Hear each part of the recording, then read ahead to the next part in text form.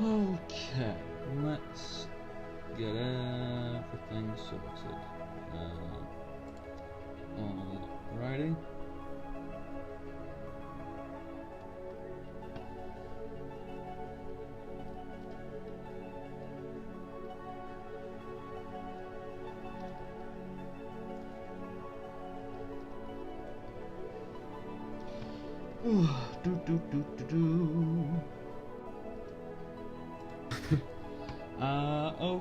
Okay, everybody, we should be live, providing that nothing is going awfully wrong. Nothing looks like it's going awfully wrong. So huzzah! Good evening, everybody, and welcome to the party. Pleasure to have you all here on this lovely Sunday evening. I am the Bardic Knock, or Matthew Knock. First of all, apologies for being a little bit later than usual. That was my fault. But anyhow, we will crack on and proceed and try and trim fat and go as quickly as we can. I already introduced myself. I am the Dungeon Master. I created this world, I ran this world. I just realised I forgot to turn off the background music, so whoops. That's what I get for trying to do things quick. Anyhow, and what we do here is we play Dungeons and Dragons. We are playing the 3.5 edition, which was from the early 2000s. It's fun. It's a little bit different. It's a little bit more complicated than the current edition. For good or for bad, that's your call. Before I shoot over to my lovely, beautiful players, we should remind everybody who is currently here, if you subscribe to Welcome to the Party, every month you remain subscribed, you can give a critical success to a player of your choice. So, there's reasons to do stuff. And we'll tell you some of the other amazing rewards you can also get from them after you have heard everybody's lovely and beautiful voices. So, as we do every week, don't blink. Would you please be so kind as to introduce yourself and your character? Yes, of course. I'm Don't Blink. I'll be playing Vako, the strange and mysterious, very charismatic, though, sorcerer. And we've slowly been getting little bits of threads on Varco, which is good, it's great, it's meaty and impressive, and we're all very much excited and looking forward to it. And just below, Character development. Yes, we love that character development here at Welcome to the Party. Just underneath Varco, we have Blake. Blake, if you are here, could you please introduce yourself? And I'm Blake. I play the Wild Elf Druid in Hiding, Xentrix Alvario. And she has also been, like Varco, a little bit quiet, but slowly building stuff. Blake, you mentioned that you might have to rush off at some point for your medical training stuff, didn't you? Yeah. So, if that happens, either just speak up or drop a message and sneak out whenever you need to. Don't worry about it, Yeah, I'll drop it in the Discord whenever I get my call. Alright, no problems there. Just below Blake, we have Rebecca. Rebecca, could you please introduce us all to your lovely self and your even lovelier character? Hi there, I'm Rebecca. I'll be playing the Bard Primrose. And, what race is Primrose? Half-orc Bard. There we go. Not a problem. Next up, we have my very good friend, TJ, and the only other non-American in this group. TJ, who are you? It's great. We got to stick together from our frozen wastelands, right, Matt? Exactly. I am TJ, and I'll be playing Flick. What level are we? We're level 3, right? Still level 3. Halfling Bard. There we go. Did you just say Bard? I did say bard. I should have said rogue. Um, Liar! He's had a change of heart since the last game, guys. It's been revealed that he actually doesn't know how to pick any locks. He's just been faking it the whole time. His bluff Yes, check is super high because his he's a bluff check. bard. Two locks is super high, so he actually can bluff the lock to open for him. Perfect. Okay. Somewhere we need to keep a tally of just fuck ups and see how high we can get at each session.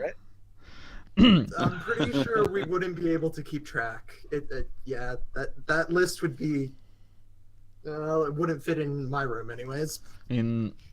I believe the important question is: would it exceed potato? Because that's how high I can count. And Yes, it would exceed potato.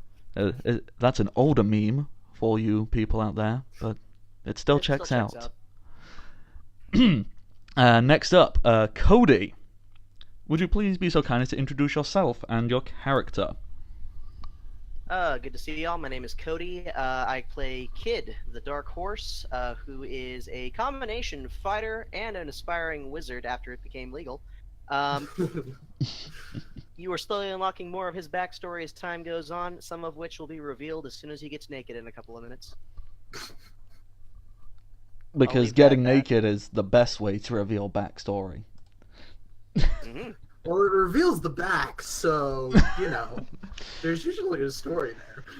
And It's just with story spray painted across his naked back. just on his back, once upon a time. And just the word story. My mom let me get this tattoo, and it's like it defines me. And last and certainly not least, Archer. Who are you? I'm Archer, and I'm playing the knightly Noel Keldor. And his backstory is super obvious. It's like, it's already out there. Yeah. Okay. Not mysterious at all. He's like, yeah, I was an orphan, got raised, I'm good. Had a great life. None of this tragic stuff the rest of these guys are dealing with. Yeah, you just get to sit back, I don't know about you guys, my life's pretty awesome. Yeah, I got parents who love me, and my sister blows up pumpkins. Yep, and the other one's good at healing, so, there's that. Mm-hmm. Yep, that was just moving things around. Bako's father is like the chieftain of the tribe, so Bako has it pretty good too. Yeah, but you got kicked out. Kind of. No, I left on a personal quest. Yeah, it's same thing. Yeah. It was voluntarily getting kicked out. I'm just peeking at the little chat we've got going on there. Someone, Croy Mortlach. I can't read because my eyes are tired. Yes, we don't have a Scotsman in the group. I think I'm descended from it, but congratulations for noticing. This is heavily inspired from Scottish roots, this game. Okay then. We have introduced ourselves, the game. We said welcome to the party at least twice. I said something about subscriptions. Oh yes, TJ. Welcome to the party is real quick. Yes. There we go. Welcome to the party is the channel that we broadcast off of? Is it broadcast? I don't know. I think it's broadcast. That we show off ourselves here to people who we pretend are watching on Twitch. Yeah, that sounds right. And not only do they host our lovely show, but they host a bunch of other mostly D&D based podcasts. And if you happen to be interested in creating your own show, then you can create your own with Welcome to the Party, and there's a link.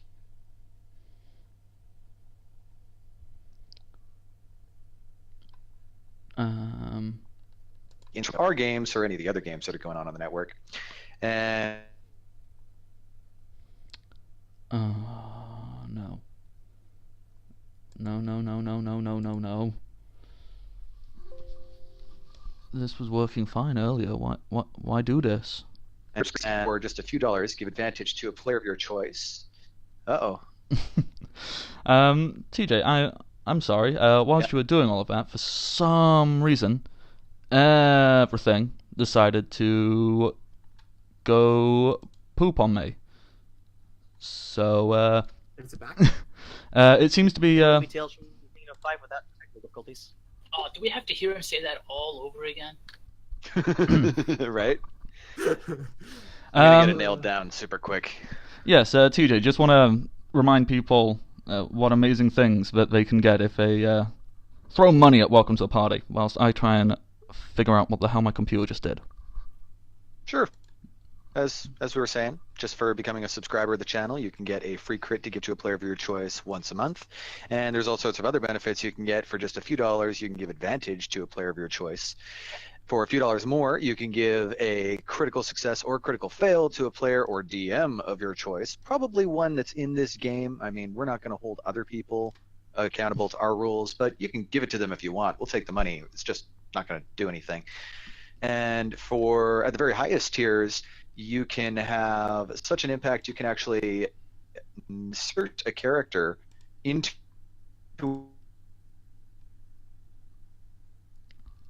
a game to interact with. Or if you want an even more direct approach, you can money to change the stats to give stat bonuses to the players in the game. If I donated that very highest tier, I'm sure Matt might be able to be talked into letting you influence certain other things. Or if you just have a really good idea, he might be open to that as well. And if you want to get a hold of them, that's at Party RPG. At Welcome to the Party. Welcome Party RPG. There we go. Eventually I will learn this. You see how often I use Twitter. And I think that's all we got, Matt. Back to you in the studio. Okay, thank you very much, TJ, from our, I was going to say eye in the sky, but, well, I don't know. How high are you, TJ? Is there... Does that answer your question? Just enough. Yes. Once again, just quick apologies. My computer was having decided to just not work for 2 minutes, but I think I fixed it. So enjoy that, chat. The computer was having its frequent mental breakdowns. You know the really frustrating thing is, not once, but twice during the day today, I messed around with a bit of video game streaming, and it worked fine. I don't know if it's this time of day, or because I come and sit on the other side of the room, if it is that arbitrary, because I'm an extra, 10 feet away from the router, it goes, no! But, that's something to figure out as we go. Anyhow, where we left off, your lovely friend, I say friend, he has semi-kidnapped you. Or you all just jumped in his wagon, whichever way you want to look at it. And have just been tagging along. Well, he finished off singing a very, very lovely song.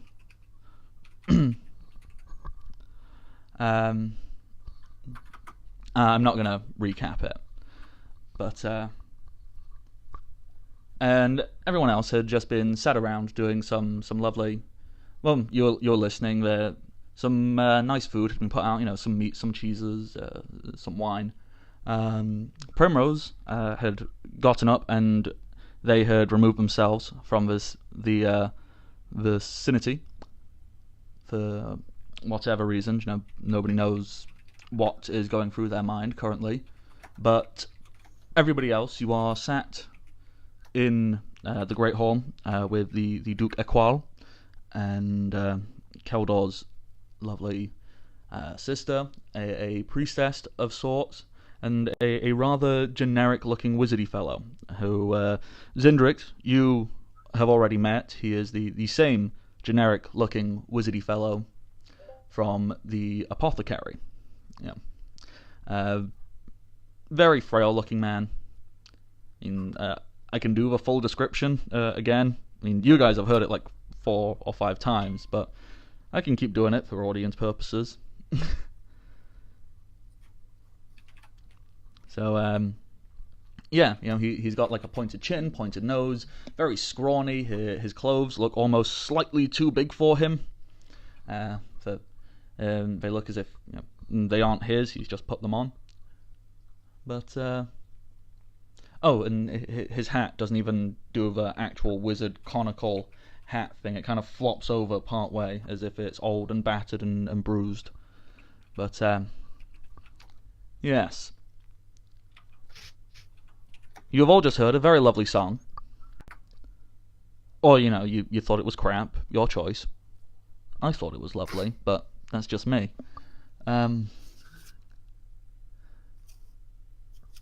What do you all do? So the wizard is totally not Rincewind from this world. Totally not. He is completely not Rincewind. Ignore the artwork. I can't ignore the artwork. I was the one working with it. No. Okay. So we're all in the Great Hall, assuming. Pass the gravy. Except for Primrose. Primrose isn't in the Great Hall. Yes, Primrose did get up and leave. Oh wait, wrong character voice. Pass the gravy. Is that your second breakfast today? Yeah. Keldor just looks at him and And? is like, cocks his head and is like, yes? You've never been to a halfling village, have you? Never have. No, I feel I'd hit my head on every door there. Yeah, and you wouldn't fit under the table. It's a little late for second breakfast. This is evening. This is evening meal. It's about 5-6 o'clock in the afternoon. Is it dinner or supper? Both. Well, Oh yeah, I'm sorry. I'm from Texas. I thought y'all's gravy or something was getting served on biscuits. That's why I thought it was breakfast. Sorry about that. I mean, fundamentally, it depends on what Biscuits and part gravy of is great. England you're from, depending on if it's dinner or supper or tea. So we're just going to call it evening meal. Your primary evening meal. Your PEM. Pemda. It's Pem. Pem. All right. That's what it's So- called in this world. Pem. All Probably right. a lot better than the rations we've had for a couple of days. So absolute thanks to the host on that one. Although admittedly, it's kind of hard to enjoy that with the feelings of crippling self-doubt. And Flick has been sleight of handing food under the table to his backpack. Let's see that sleight of hand. I'm very hungry. That's what I was rolling last game. I rolled a bunch last game. I can roll more if Matt wants me to. Oh, yeah. The Yeah, sleight of hand was the for ones you rolled last. prep. The ones you rolled last Oh, time yeah. were fine. They've carried over. You succeeded. No one was. I don't think anyone was particularly paying attention to you because food I think and they were. They were just so astounded by this little person eating more than his weight that they didn't question it. that too. I think. So are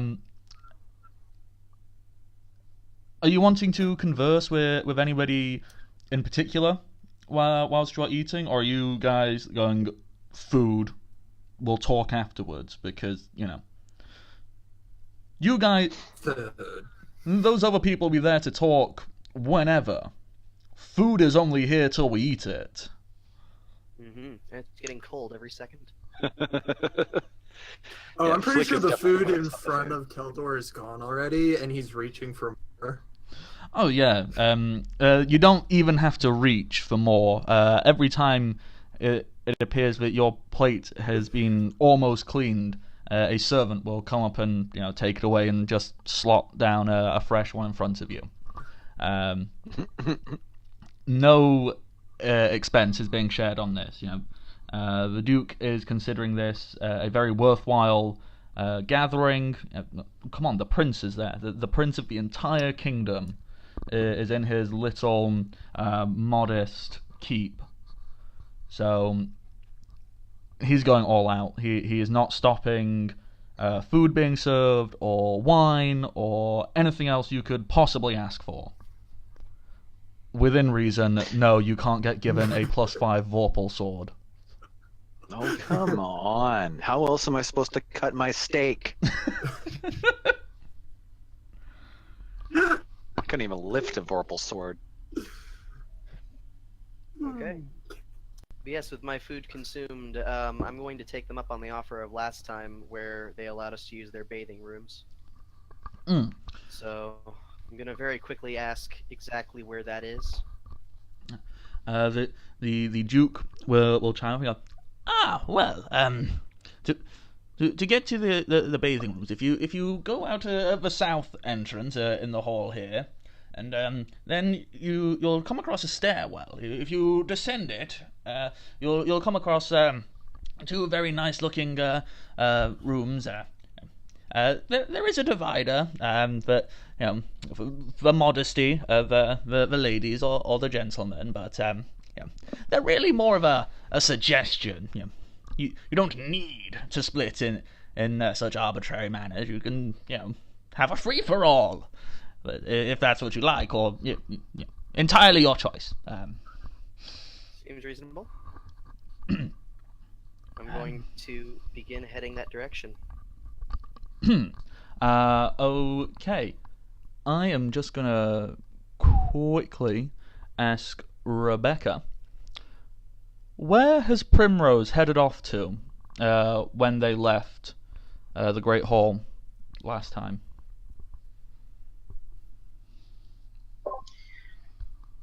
Is outside main door. Sorry, can you repeat that, please? Wanting to be by themselves. Okay. So you leaving the keep entirely? You just gonna go find a quiet room? I'm just outside.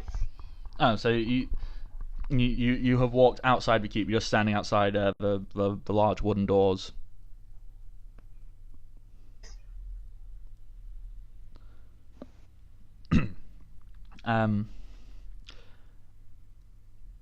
Is there anything that Primrose is thinking or feeling at this moment?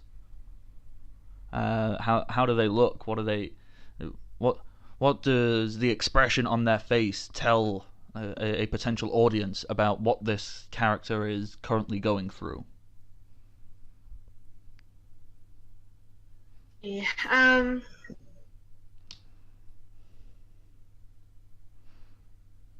Don't appear to be as calm as they normally would. Pacing, playing with hair, Okay, so like a nervous gesture. as you're playing with your hair, are you doing anything with the flowers in it, or are they being very carefully avoided and not damaged or tugged on or anything like that? You're not having like a breakdown where you're going to rip things out of your hair, are you? No.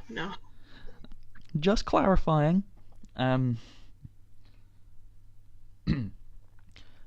After I don't know, a reasonable amount of time, how long you would presumably give someone if it looks like they want to go off on their own. A woman comes out of the front door searching for you. You recognize her, you know her. This is Eliza, the lovely cleric lady from the previous town you visited.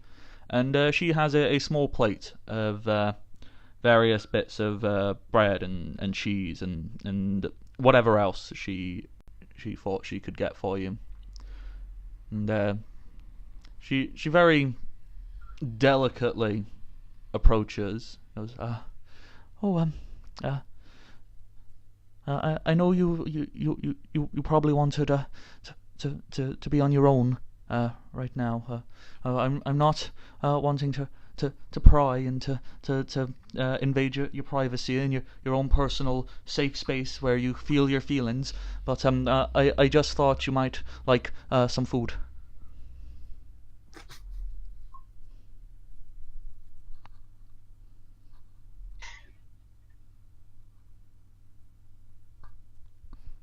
And then she proceeds to hand you the plate with various bits and pieces on it.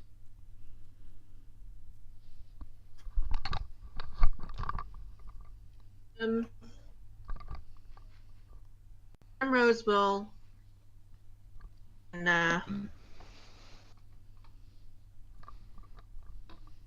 don't feel really hungry next to them.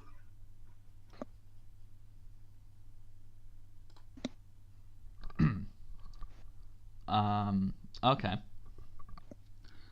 So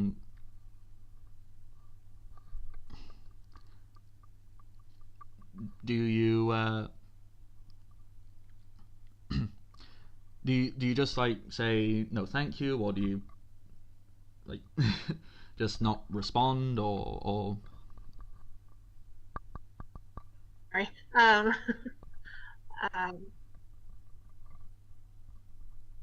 Not very hungry right now. I don't feel like eating. Thank you. oh well, once again, not wanting to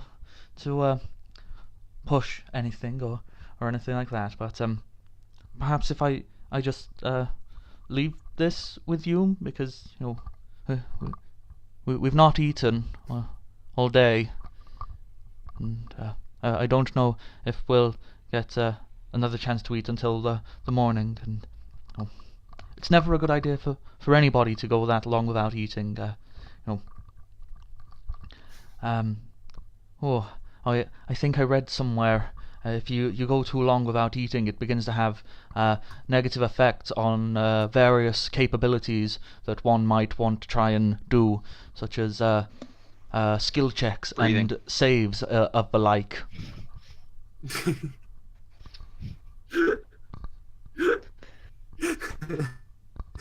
It was a very strange book. Breaking the fourth wall. It can be very detrimental to the whole living thing. And fourth wall comes crashing down. Every episode, it's gotta. At least once. You're acting like there ever was a fourth wall. Hey, some of us are trying.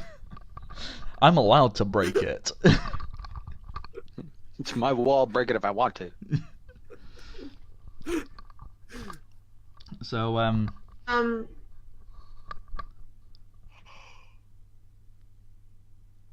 distant look in her in their eye, and their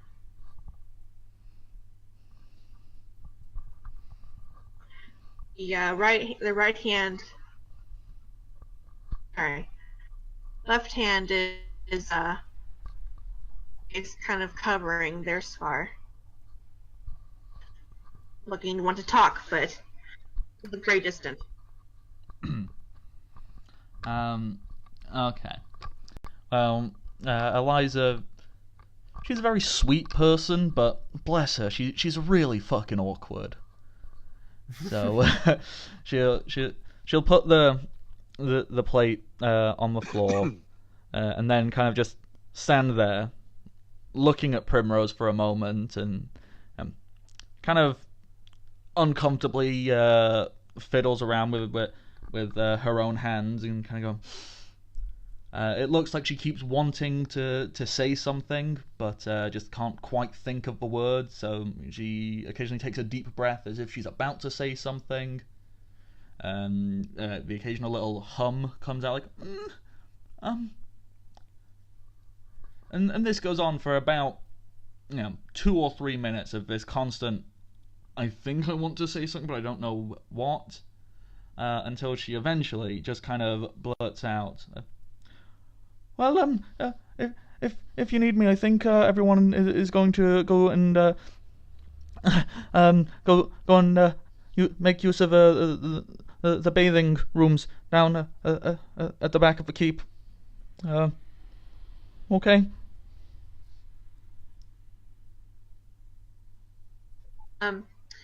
Primrose will glance up at Eliza, or over at Eliza.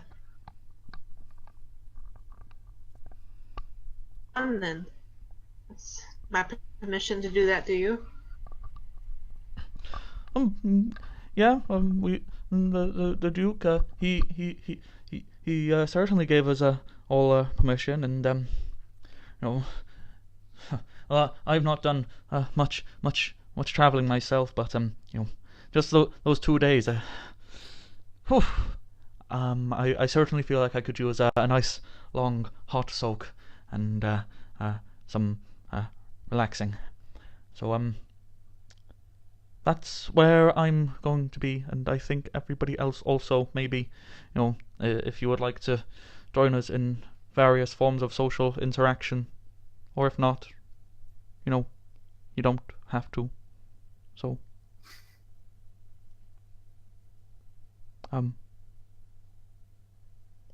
Listen, I'll think about it. Okay. okay. I'll leave you alone. Don't forget to try and eat something. You know, not forcing, just highly suggesting. I am a cleric and a healer. It's good for you. Okay, bye. And in an awkward fluster, she's going to,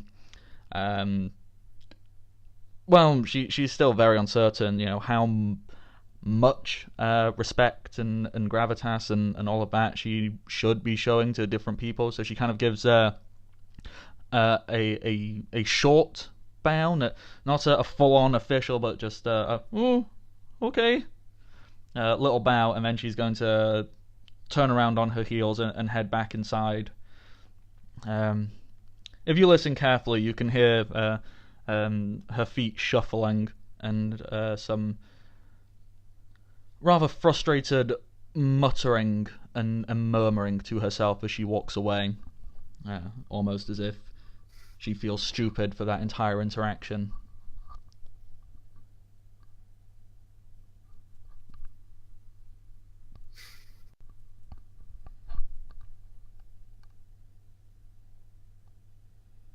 Lonely, I am so lonely. Primrose will watch her go. When she knows that Eliza's gone, only then will Primrose look at the food a little more. This is some real good-looking food. You know, it's like fancy cheeses, a variety of different breads. You know, so not just here's some. Like, no, this is some finely crafted bread. You know, it looks as if the dough was kneaded and then platted to create this beautiful, light, airy feeling, and it's been seasoned. She got you the gizzard and everything.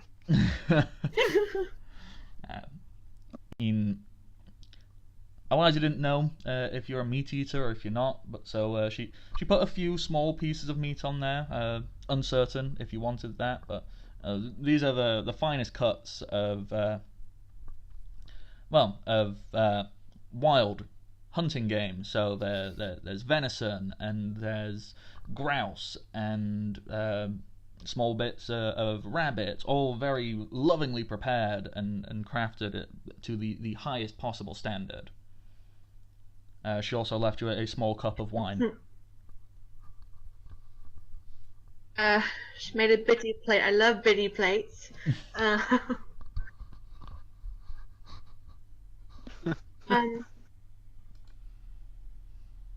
Rebecca, are you on push to talk? No, I'm not. Because I think it might just seems to spit to your sentences and stuff a lot of the time. I think that's a lot of the audio issues we're getting from you. Is anybody else getting that? Just a little bit, yeah. Just a little. Don't fret about it too much for now. We'll look at it later. So can you hear me fine right now? Oh yeah, that's fine. What was I gonna say? Crap. Sorry. Yeah, why? Interest in the, and then get up and murmur, Mama. Takes a bite of it.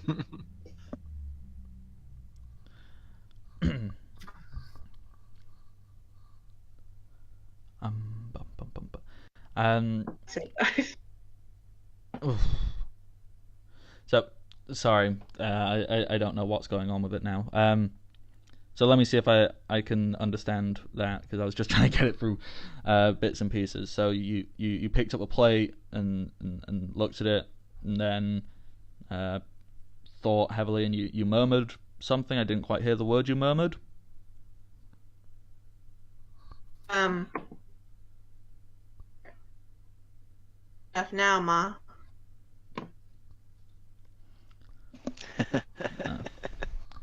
Okay. And what is Primrose?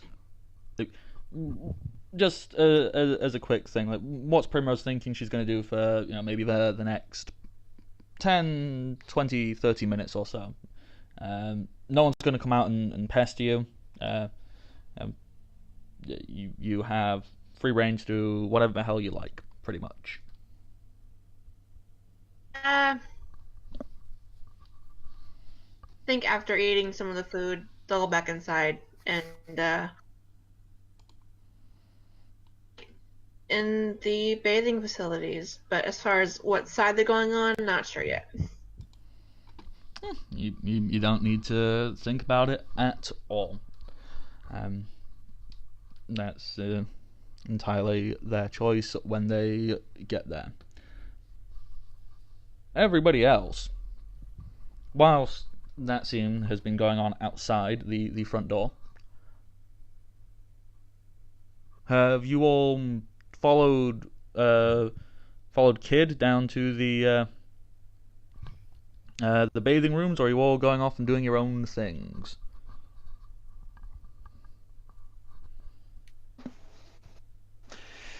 I think I'll follow. Yeah. A nice bath is exactly what Baco would need after. I already tried to rob this place, so there's no point in sneaking off. Yeah, you already scouted it out. It's like, the most expensive looking thing was a chair, and I can't steal that. It was a really good looking chair, though. Yeah. I mean, I could try, but that'd impress even my skills. What, dress it up like a horse and try and convince someone? Nope, this is just my pony. The sheet over convinced them the entire place is haunted. There you go. You guys just give me ideas now. Alright. Okay, well, if you're all making your way down to the bathing rooms, it's really, really clean down here. It has nowhere else you have ever seen has looked this immaculately clean. It's very pleasantly decorated, with a very thin style of wood acting as a wall and curtain between the two separated pools of water. They appear to be almost natural pools of water, as if they were here and everything else was built around them.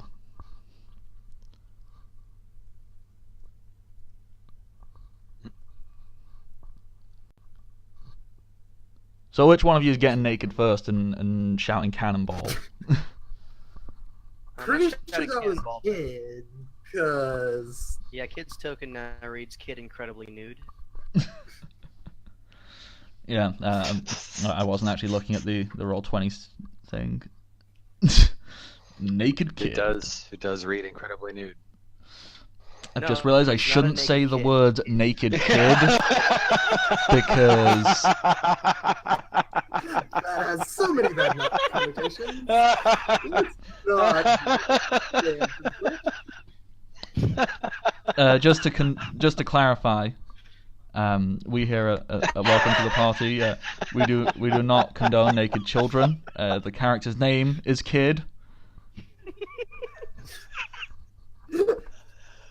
Yeah, I know I do the ads, but this one's all you, big guy. If you've ever had kids, you know that they like to do that.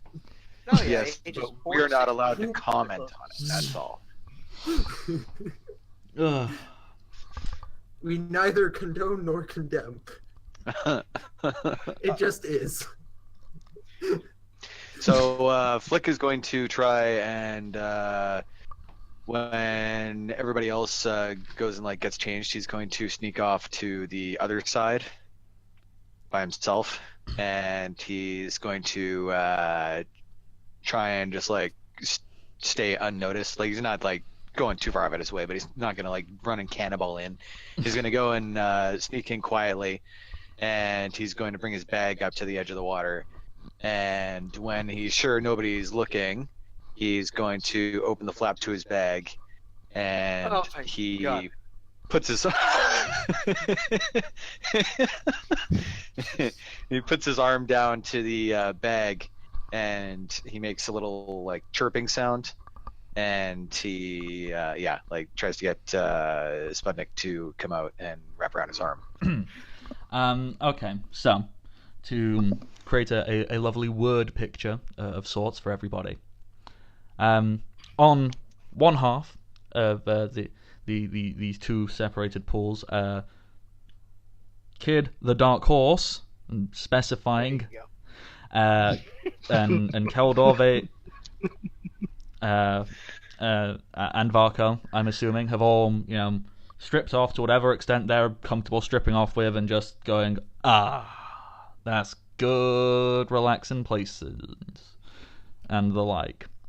Meanwhile, Flick has snuck off to the other pool, which is marked for the more female variety of folks.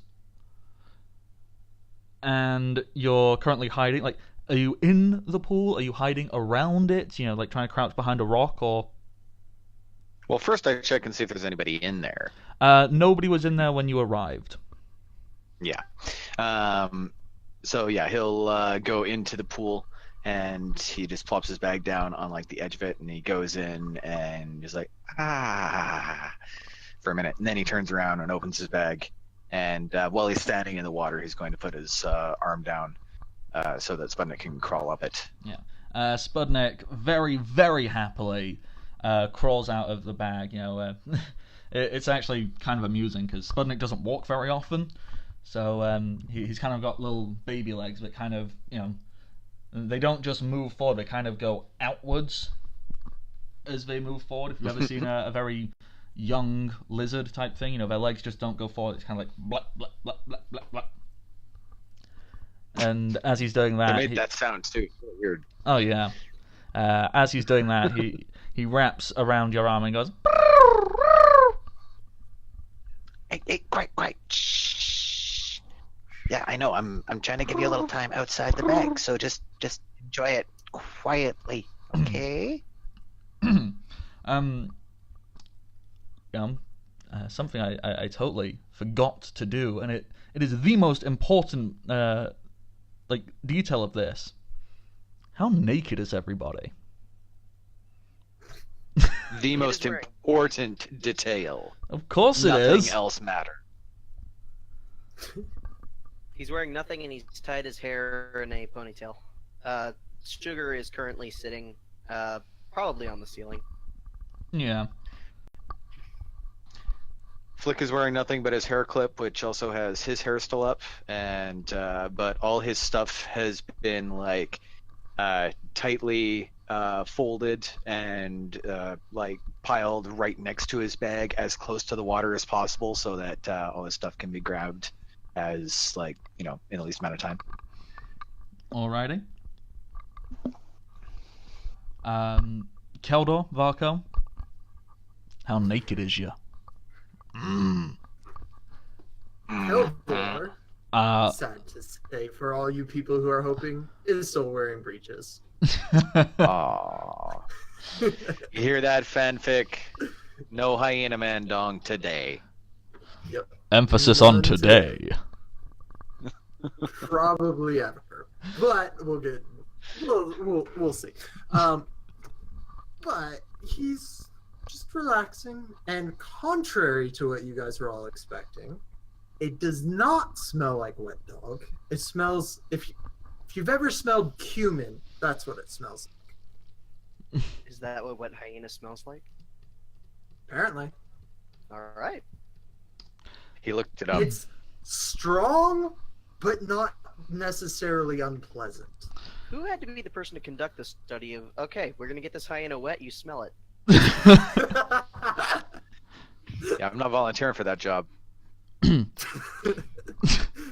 I just like the idea of it was just a bunch of guys who've got like little, either super soakers or spray bottles and just go up to hyenas and go, pss, pss, pss.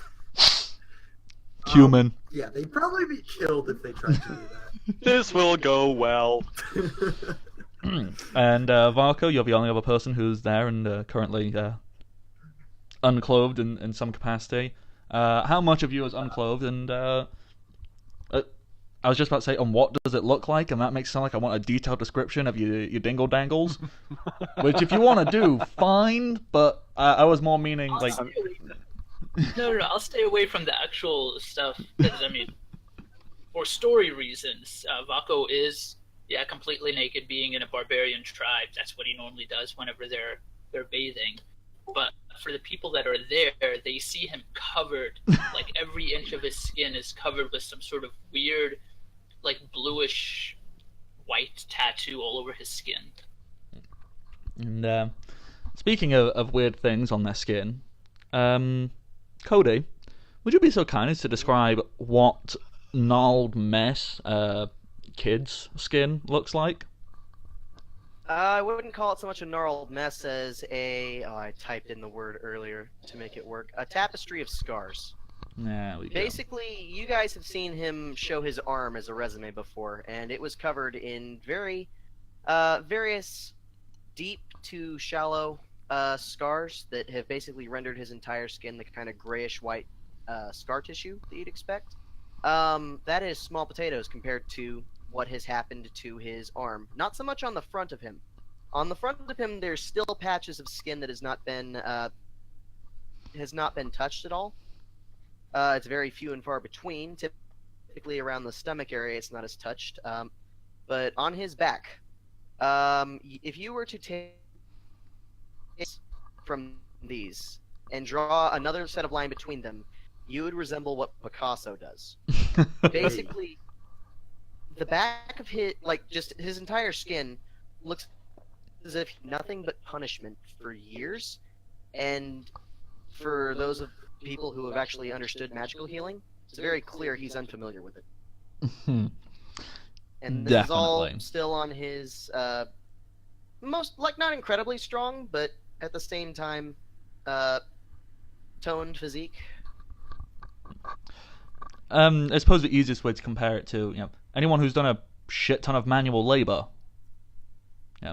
It's well toned, but not, gym bod, because a gym bod is an unfeasible expectation. Go and look at how someone who works in a building yard looks like. They're ripped, they're muscular as all hell, but it's real, not overly conditioned, overly emphasized. I mean, I could be wrong. I'm just trying to throw out suggestions and ideas for you. But yeah, it's at this point that anybody who understands how Kids fights realizes that he prefers to use his spiked chain. It looks like he may have had some inspiration for it. Ow. Yeah. Joining you fellows, specifically in the male portion of this, is the prince and what other men have you got with you? The prince, the bardic knock, and Unst. I will never get tired of saying his name. I just can't.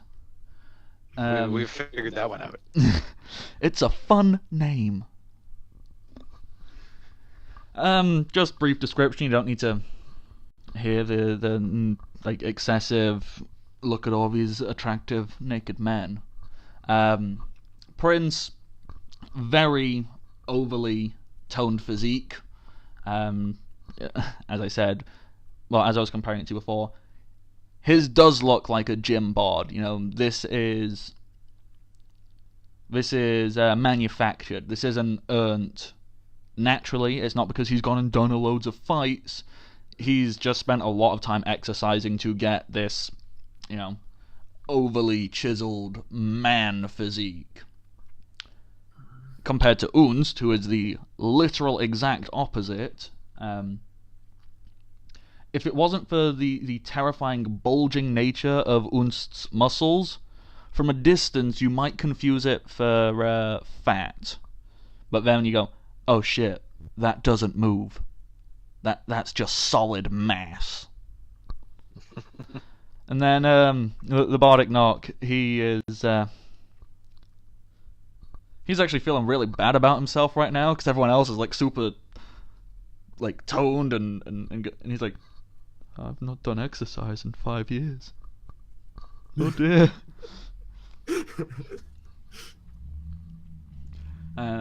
So he kind of sits and slumps his way down a little bit, you know.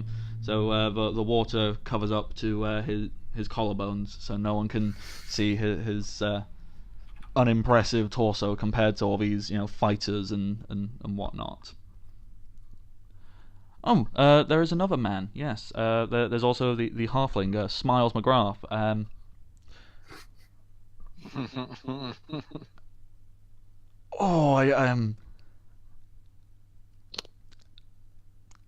I'm seriously debating. Do I just want to turn this into a big dick joke? I think it's a little too late for that. I don't think we need to just...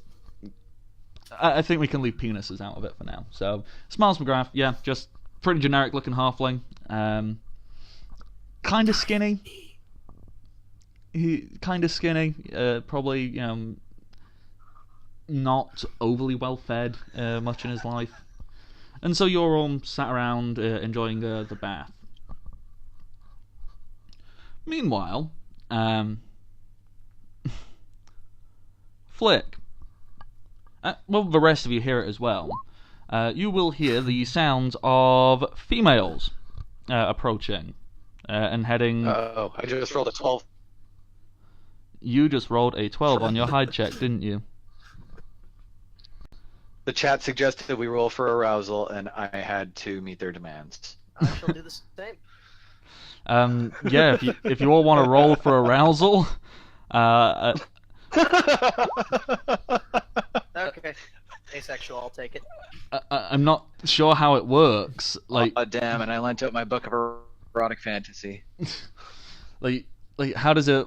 Like, what are we assuming? Like, 10 is, you know, this is kind of what I am naturally most of the time. You know, 15 is, I just saw something I like the look of, and 20 is, we need to fuck right now. Like, is that what we're assuming arousal? Like, how?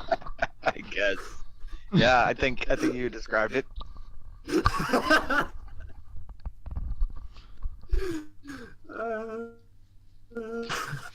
I've never done this in a game. I normally keep away from sex. All right, For good reason. I've claimed Kid's ace. The roll says he is, so that works. Yeah, that's 7. You're just...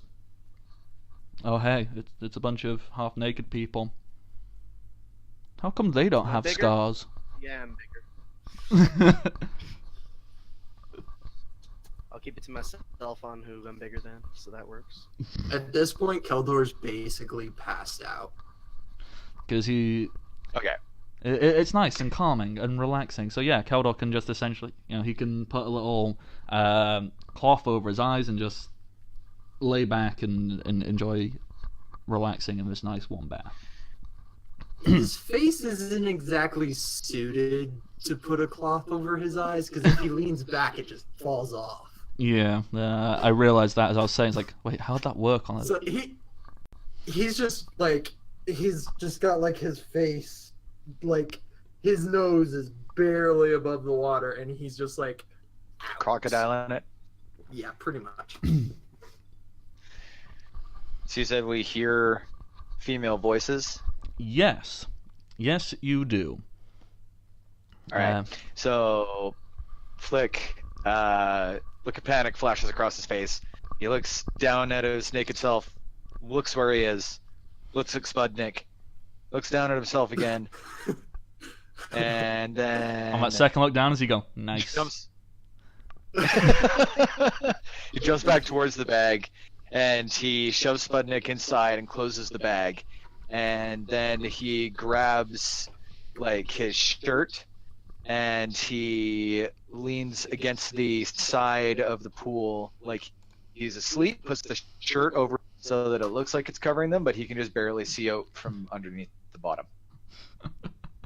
So he just puts the shirt over his eyes and lays down. He like leans like back with like his arms behind his head kind of thing out of the edge of the pool. Like I'm thinking of like the edge of the hot tub kind of thing, if he can find an area close like that. And he just sets it up to make it look like he's asleep there. Okay. The female voices you hear coming down, the definite ones, you hear Eliza, you hear the priestess, you hear Keldor's sister, and Blake. Is Zindrix joining everyone down in the bath, bathing house? Yeah, she takes Steve to bathe him anyway, so she just go when the rest of the female group goes. So contrary to what you said earlier, it does smell like wet dog. It will soon. All right. Do I have to roll something for that, Matt? You are pretending to be asleep. Yes. That'd be a bluff check. Or like not even like asleep, just like with my face covered and like not paying attention to anything at the very least. Okay, that's a bluff. All right. And bluff away. That's a 27. Okay, sheesh. 27, yeah. To Stobert and Dice Butler for the bits. Oh, people are throwing bits? Holy crap. Wait. How did I miss this? Dice Butler's the bot, my bad. Thanks, Yes, You need to get the bits? thank you very much for the bits, Stobert. That's very, very kind of you. Okay, so yes, with your bluff check of 27, Flick, you look as if you've gone down, you've fallen asleep, you're not even there. In fact, you look so peaceful and asleep and just above it all that it almost looks as if it'd be too much of an inconvenience to wake you up and tell you to move. All right. The ladies come on down. See, as a gay guy, I don't really know how to describe like what's the nice bit about them getting undressed. So imagine that yourselves. All them bits are exactly the way that you like them, I guess. I don't fucking know. Oh, I'm talking, Matt. I'm almost there. Holy shit, Matt. You're doing all my descriptions of female bits in all my games forever.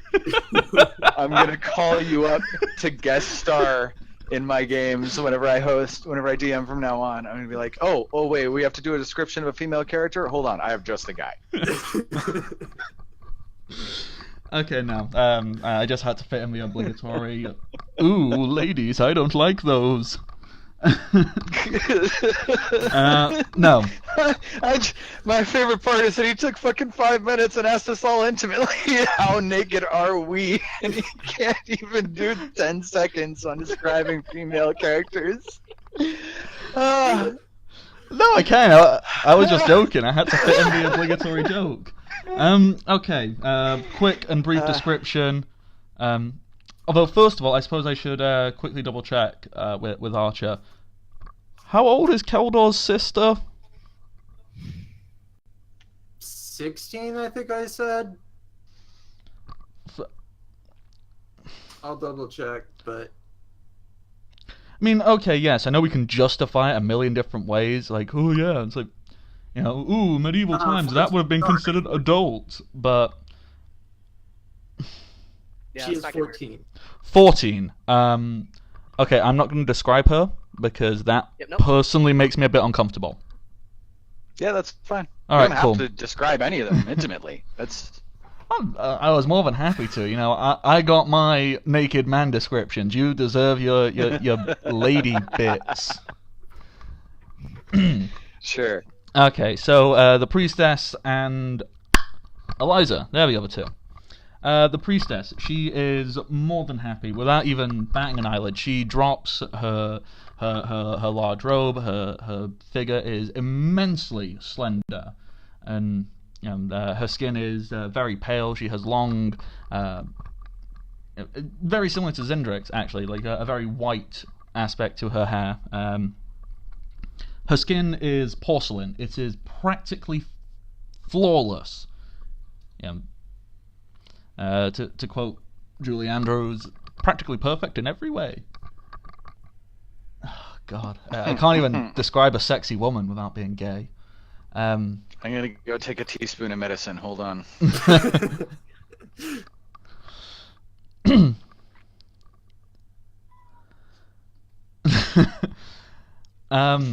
Okay, yeah. So very, very slender woman. Easiest thing I can compare it to for a modern day equivalent, not supermodel-esque, so not of the heroin chic period in fashion, more... Oh, God. Did he lose anybody else already? What's heroin chic? Yeah, we're all sitting here like, oh shit, he's gaying it up again. Heroin I've chic. never ever thought that until now.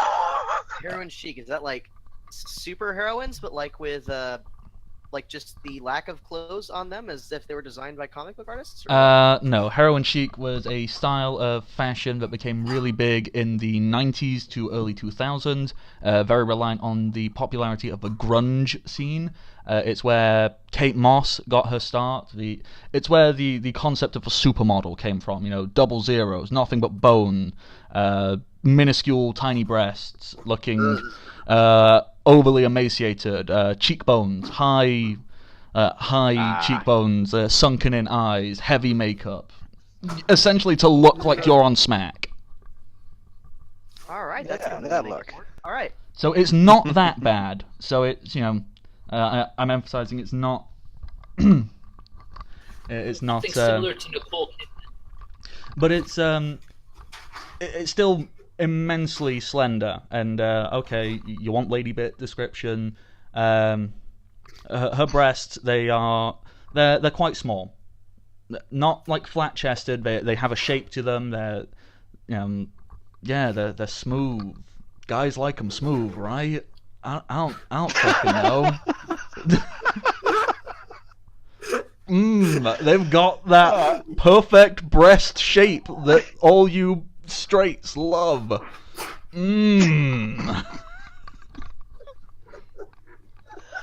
This couldn't be more awkward if it was delivered by your dad. Pretty much. Okay, anyhow, moving on. The other female, Eliza. She's very awkward and uncomfortable, and she's in heavy armor. And as she removes it, it kind of reveals that she is not a small person. She is somewhat Rubenesque, or as the kids today would say, she thick with 2 C's. So, yes. We're gonna need y'all to donate so that this DM can fail a crit at some point. Just for that. That's my only question that I have for all of y'all. Thank you. But, well, I use a good word, Rubenesque. She is curved. She is a very Yes, and then you natural-looking ruined woman. it by saying the word thick. I believe Rubenesque was awesome. I believe the pronunciation is thick. There's that definite C. You gotta leave that pause at the end for people to really bask in how low the conversation just went. Anyhow, That one right now. it's actually quite an amusing contrast to the very, very skinny elven woman, this human who's Rubenesque and curved and very beautiful. Her skin is also fairly fair, and it almost as if, in the priestess, her skin is pale by design. She is meant to be pale. The cleric lady, hers is pale because it looks like she has very rarely ever been outside. It's not quite the same milky white beautifulness. It's more, you'd look good if you went and got some sunlight. Sorry, I'm just seeing the chat. They've just gotten to the breast description, and someone's just said, "I love how I feel like bags of sand."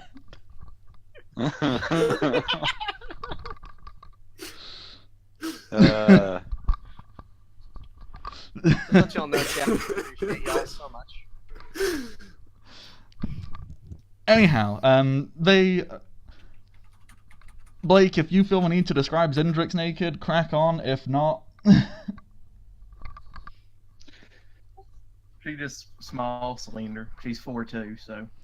ooh, little girl. She tiny.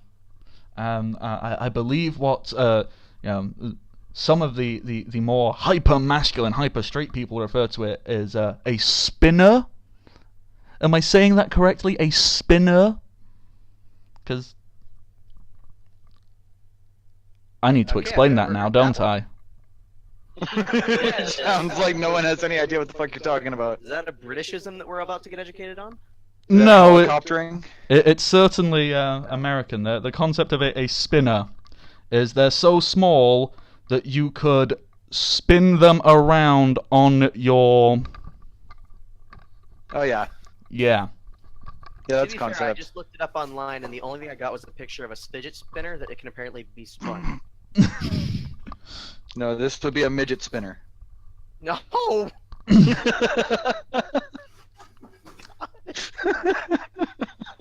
Who would have thought a bunch of men would turn a game about fighting dragons into needlessly long descriptions about naked people?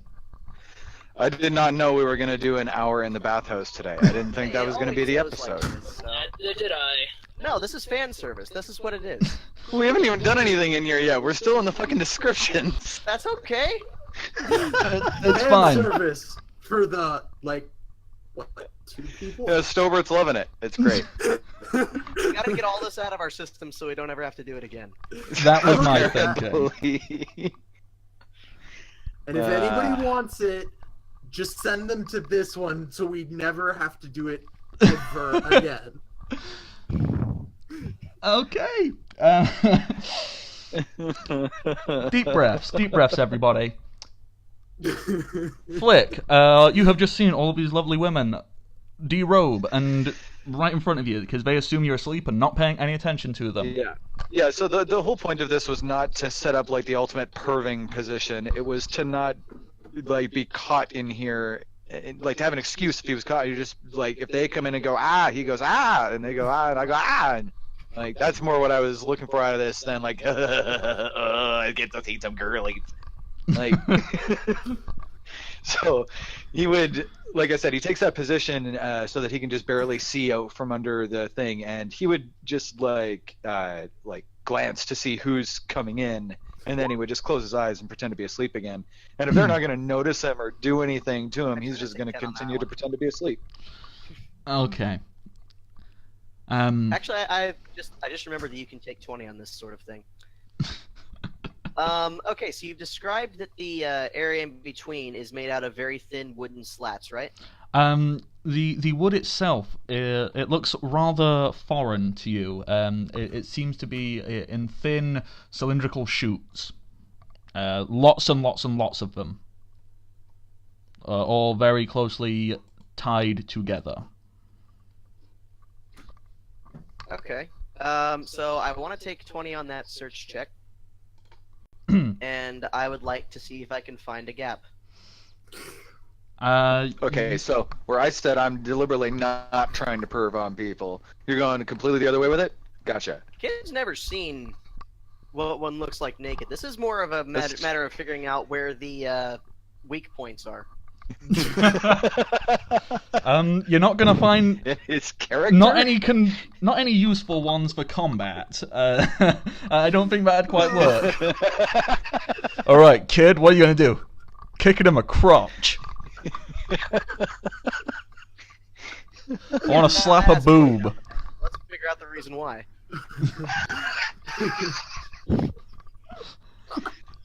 I pinch her nipple firmly. I'm gonna stop. God. Deep breath. Okay. I think we're all adults. We can all stop giggling like school children. Apparently not. You have no idea how hard I'm trying not to continue this line of ridiculousness, so we I'm should just so move glad on. you kept talking after you said you've no idea how hard.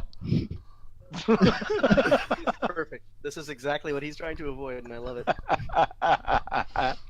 Alright, let's get this naked story time. Yes. Taking 20 on that search check.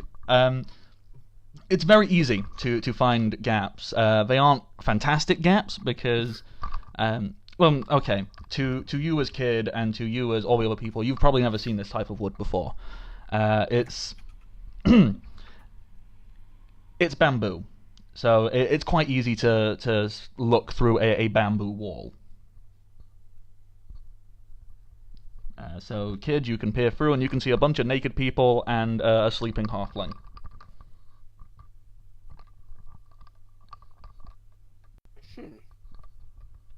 Well, alright, that answers one question, but raises so many others. As you're doing that, Prince McFife will kind of look over and he'll notice what you're doing and goes, "Oh, hi, kid. You know that's awfully rude. You shouldn't go What's peeking. Peeking? You're being a that's pervert." Let's see. So I'm going to be slightly annoyed with that, and I'm going to cast Ray of Frost on the water that he is directly near. There's no way this Just can go poorly. Like, just offhanded shoot the ice directly at the water near him to cool it down. Maybe this is why the Kingdom of Fife hates magic. Maybe the king's dick got frozen off after the prince was born. I don't know. From what I'm seeing, apparently it's an advantage. You know what? You no need to roll for that. You know, this is all roleplay stuff right now. Yeah, you cuckoo choo, and he very quickly pulls himself out and goes, "Fucking hell!" And he very quickly tries to cover himself because that was very, very cold and unpleasant for him.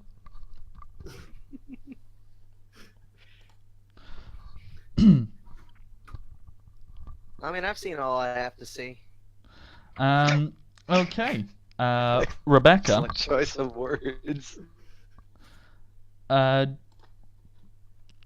During all of this, obviously Primrose has been off doing their own thing. Well, eating and thinking. I'm sorry, I didn't hear any of that. What? After my name, what did you say? I was just saying, obviously you've been stood outside thinking and having little bits of your food, if you wanted to. It's been, about a good 10-15 minutes or so. Does Primrose decide to go and join everyone down in the bathing rooms, or are they deciding, no, not for me?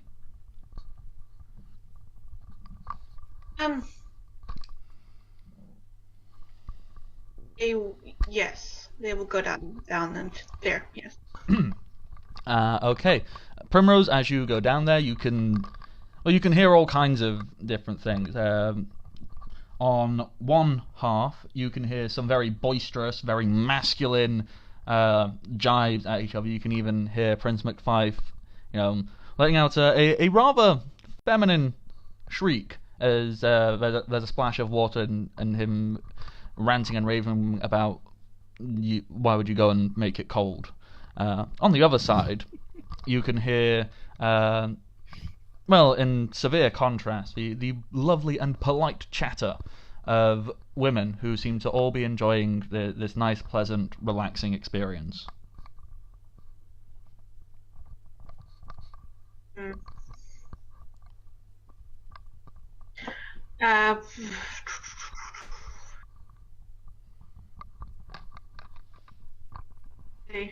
Are there towels available? Oh yeah, there's outside of the where the two separate doors are. There's let's call it a cabinet. There's a cabinet filled with various towels and the like. So if Primrose is going to go in the bath, towel around themselves like a woman would. Yes. So. And then go on the woman's side. Go on which side? Sorry. Side, because any of that boisterous whatever's going on with the nonsense. You go and join the women. That's fine. As you go in, Eliza very happily exclaims, like, "Oh, Primrose, you've come to join us!" And she stands up in excitement that you've joined, and then she pauses for a moment and realizes, in standing up, she has completely just exposed her entire naked body to you. She blushes, quickly covers her breast, and sits back down in the water, trying not to look directly at you.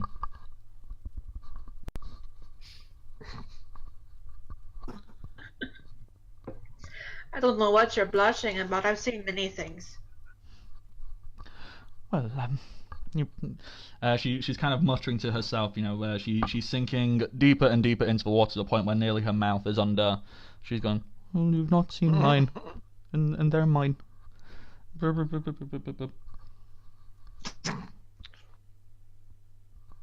to drown doing that. Oh no, her nose is still above. She's just very, very embarrassed and awkward and shy now.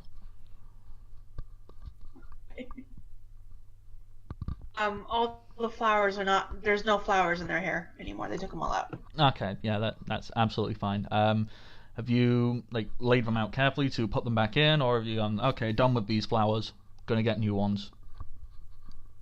Oh no, they're carefully laid with their clothing and stuff. Okay, cool. Just double checking. Free, it's not a braid anymore. It's just like free, shiny and pretty and stuff, I totally have just realised I forgot an NPC who's meant to be down there. Cody, I forgot your master, Notad. Oh, I didn't forget. He stated before he doesn't much care for warm things, so I figured that's the reason why he wasn't down here. Yes, thank you for reminding me of that. Because I was just going to have him be down there like, oh, no thanks. So thank you, you've given me justification to not bother. Okay, guys and Rebecca, this is your opportunity to do any kind of roleplay interactions with any of the people around you. If there are specific things you want to talk about, if you just want to goof around, talk about plans, moving forward, etc., etc. There.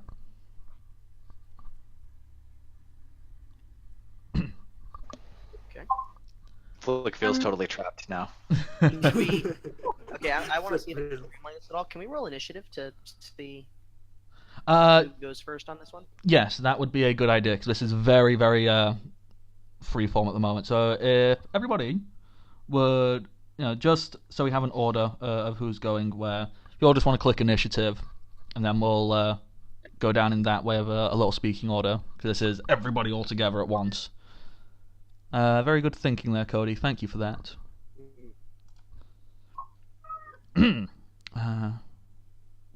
What?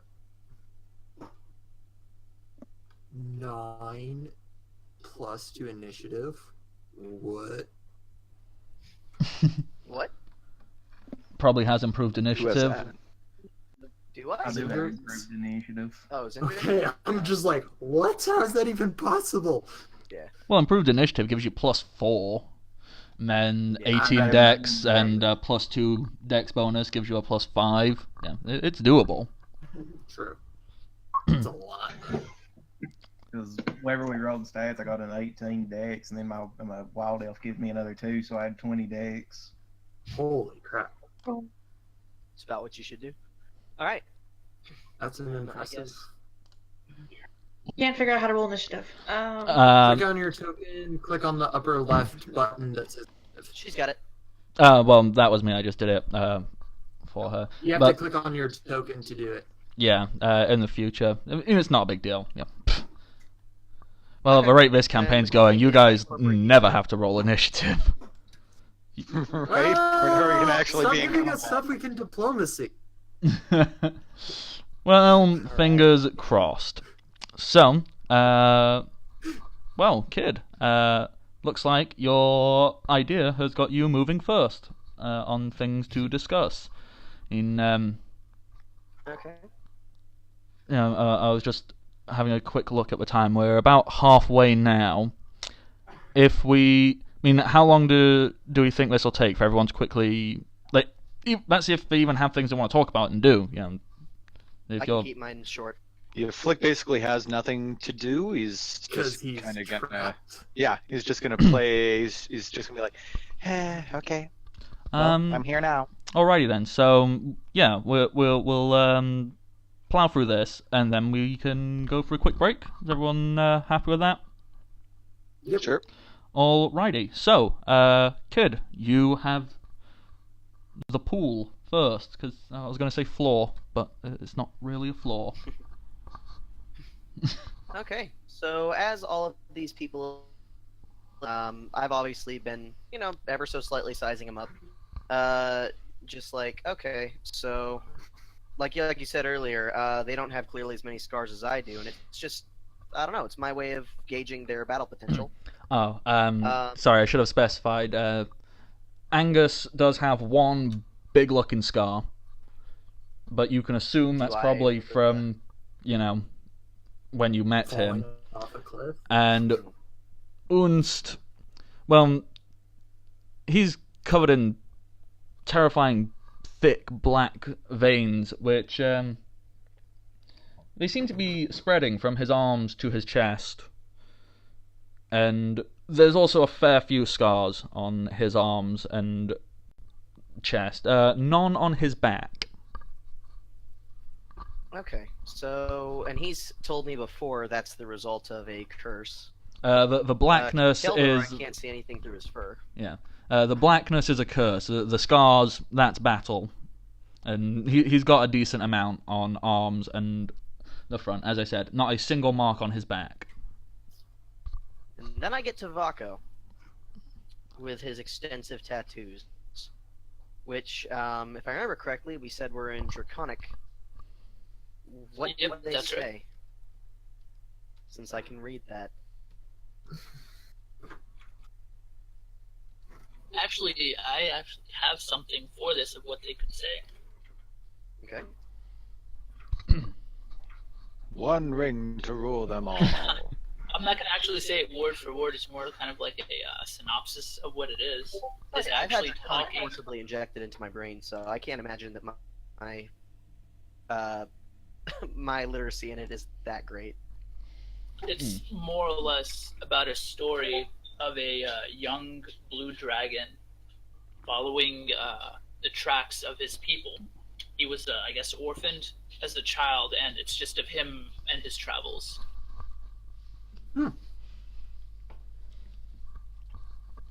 So, do you do that yourself? Vako just kind of shrugs. He's like, I don't know, I just kind of woke up after being hit with an avalanche with these strange runes on me. Really? And what's the significance of the blue dragon? Do you know? What blue dragon? Can you not read it? Baco shakes his head.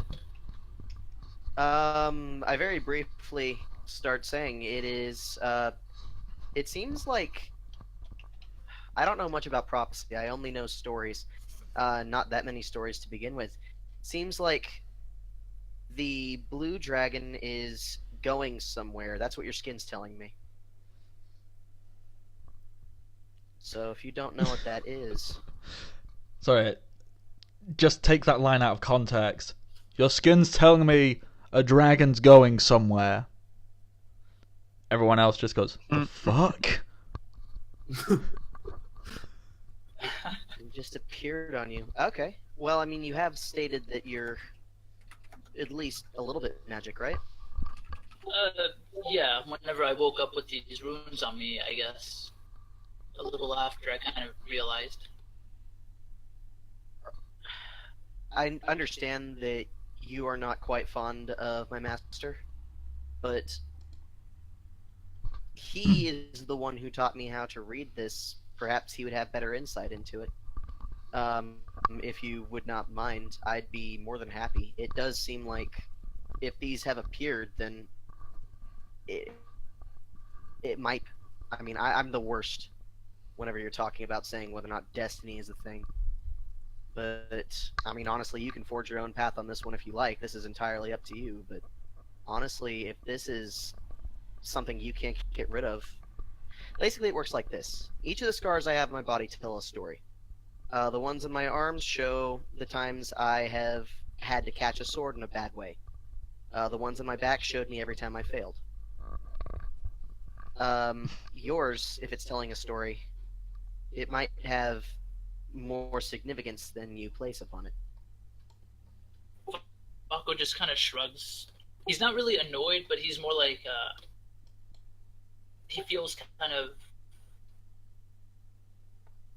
I guess, distant of what the runes can mean to him or what kind of importance they have. It's just something that he has now. He goes over and he says, I guess your master can look at them. Maybe he has more insight of what they could be, but there's just something about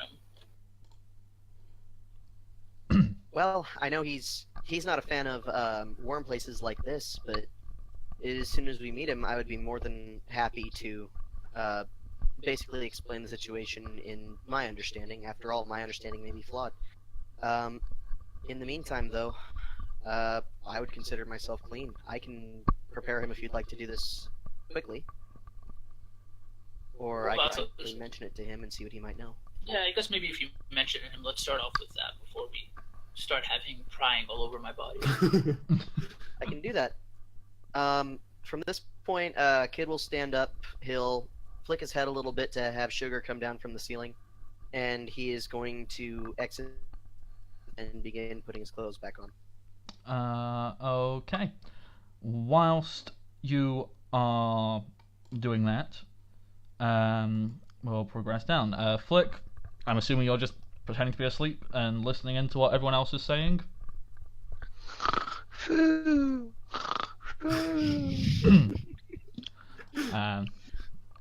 Zindrix, are you wishing to converse with anyone in particular, or talk plans for the next couple of days, or you just enjoying? Flick.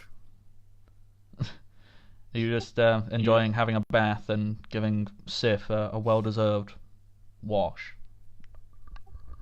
Yeah, that's pretty much all she'd be doing. She'd make a little bit of small talk with him. Elise, I think was her name. Just see where she came from. just talk to her, just to pass the time. Yeah, that's absolutely fine. Cast a few create waters and give Cetha a good wash. That's super cute. If you're conversing with the priestess, the priestess tells you that she was originally born in one of the various woodlands. when the attacks on her people started, she very quickly fled. She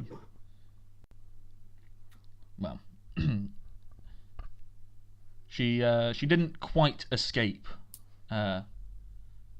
without any damage done, but she's just lucky that she was found by one of the knights from this small dukedom, because they aren't as strict, they weren't as harsh.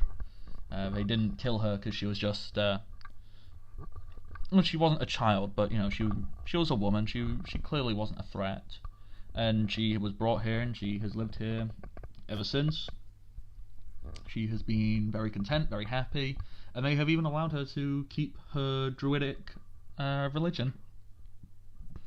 She is now one of the highest advisors to the Duke, and is a key part of the society here. So she has some druidic power, some form. She will happily show you that she is a fairly capable druid. If you inquire about, what powers do you have, She would just start speaking to her in druidic and see if she responds. Oh yeah, if you speak in druidic, she'll respond in kind. And then she would switch back to common after saying that she was really a druid. If you're wanting like a definite, okay, I want to know how strong this is, she displays that she has the ability to wild shape. So she'll turn into like a duck and just float around the pond. Float around the pool briefly and then transform back.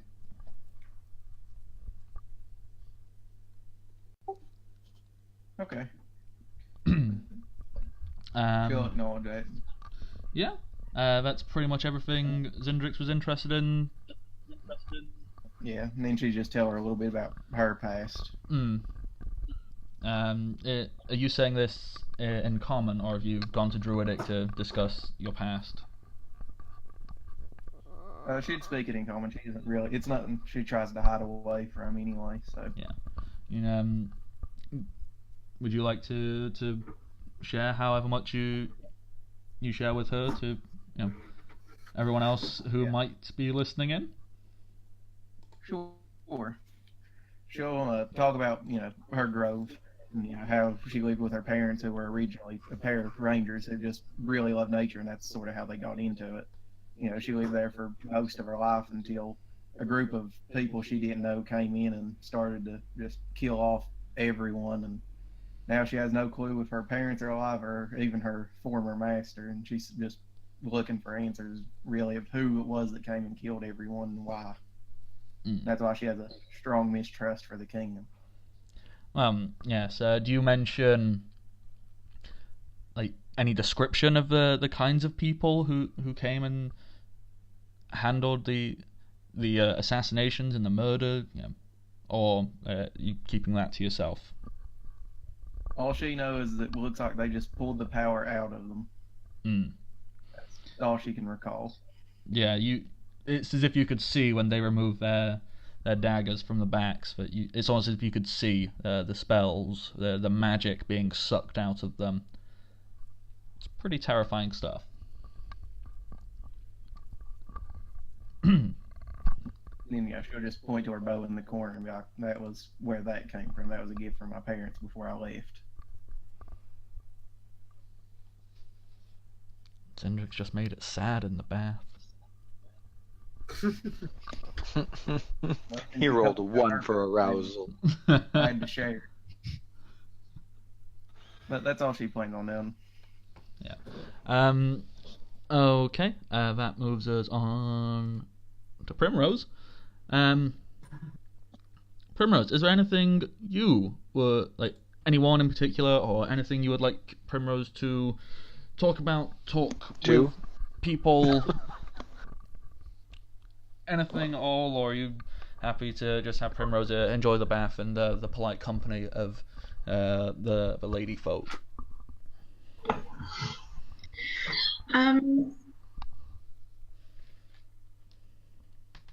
Primrose has into the water beside Eliza.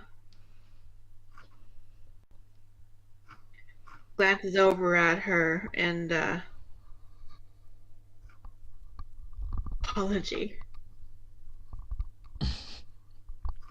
So you're apologizing to her, or like, are you vocalizing an apology, or are you just looking very sorry at her? Sorry.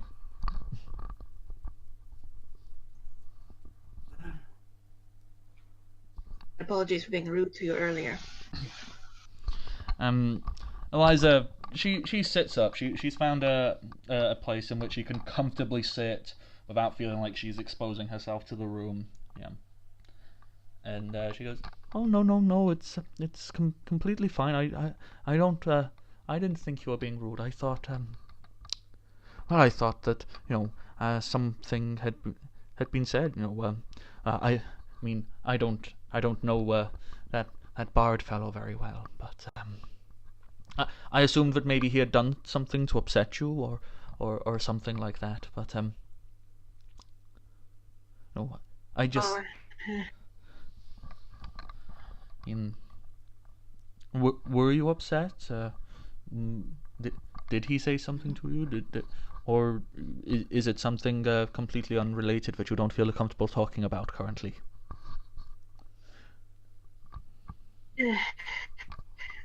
No, he didn't say anything wrong.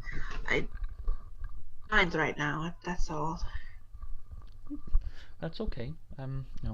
Everybody's entitled to their own thoughts and their privacy, and sometimes we get wrapped up in them, and the only way to stop yourself from getting wrapped up in your own thoughts is to share them with a close friend, and lean on them for support. Not that I'm pushing you or anything like that, please, but if you ever would like, just you can always whisper your troubles into my ear.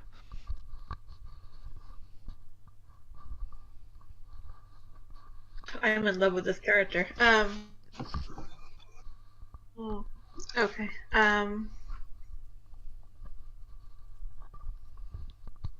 Take that invite literally and put her against Eliza. Too much, just a little bit. And bit quietly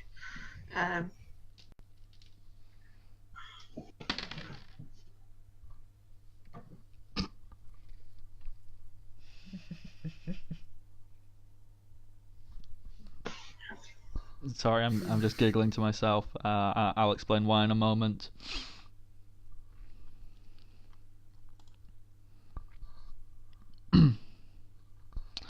So, Rebecca, you were taking Eliza's offer literally, you said, and you have now lent in, and are you whispering something to her?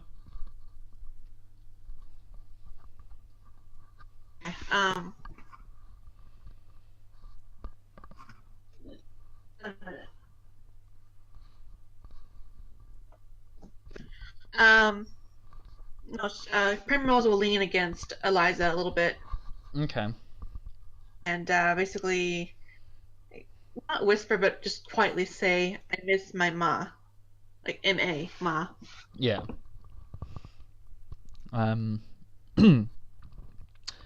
As you make contact with her, you can feel her exposed skin. You can feel every hair on it stand on end, as if a jolt of electricity had been sent through her just from you touching her. She kind of stiffens up and then relaxes, but confused, I'm not sure how my body's reacting kind of way. There's even a very quiet that escapes from her lips.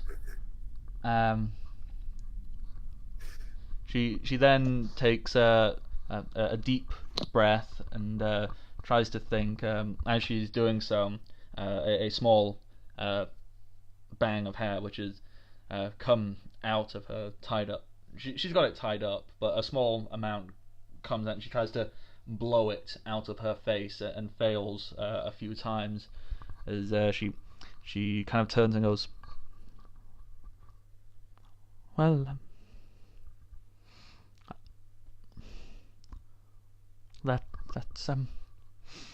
that's completely natural. I mean, she pauses and takes a large swallow of her heart that's currently stuck in her throat, and she progresses to say, but whilst we might miss the physical being of a person, the sound of their voice, the touch of their hand, the warmth of their love, as long as we keep their memories alive, we can never truly be without them.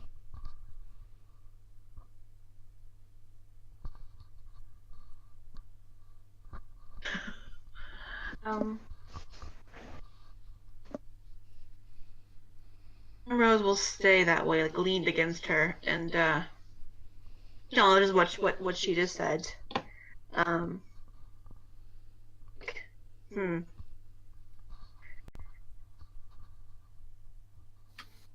This feels pretty cool right now. She feels pretty calm right now.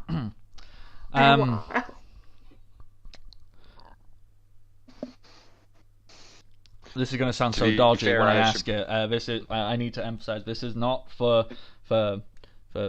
naughty things. Where are Primrose's hands right now? What? In their lap, I guess. Okay. If they would allow it, Eliza would like to gently cup one of your hands in hers. She wants to hold your hand and show support. No, that's if you'd let her.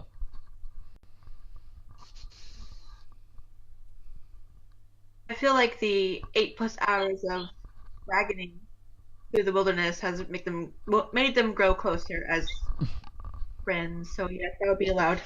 Yeah, and as she's holding Primrose's hand on water, this is not sexual yet. I don't know, maybe. That entirely depends on you guys. This is close and comforting and very sweet.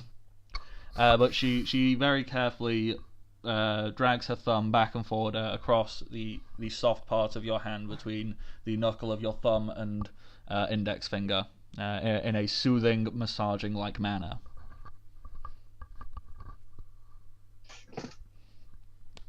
I'm all just happy. Okay. Next person would be a Keldor. Oh yeah. You want to be fair, I'm pretty sure we all need to roll for arousal again. See, you know what I was chuckling about to myself? I rolled for Eliza. Want to know what she got? Natural 20. 20. Not quite. 19. Holy crap. That's why I was chuckling to myself. It's why she had. It's why it took her so much to even get a very simplistic, basic word out. I'm really, really, really trying not to jump your bones right now.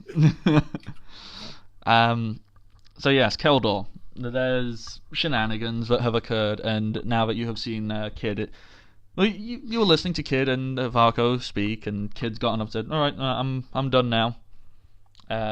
Is there anything you would like to discuss? Any particular NPC or At plans? this point in time, I would say Kildor's pretty much done with the bathhouse. He's gonna actually take his armor, which he set aside, and he's gonna head to the blacksmith to get it all nice and polished up. Okay. Oh, right. The scene ends when we leave. Yeah. If you didn't want any of this, you could have gone, "I get up."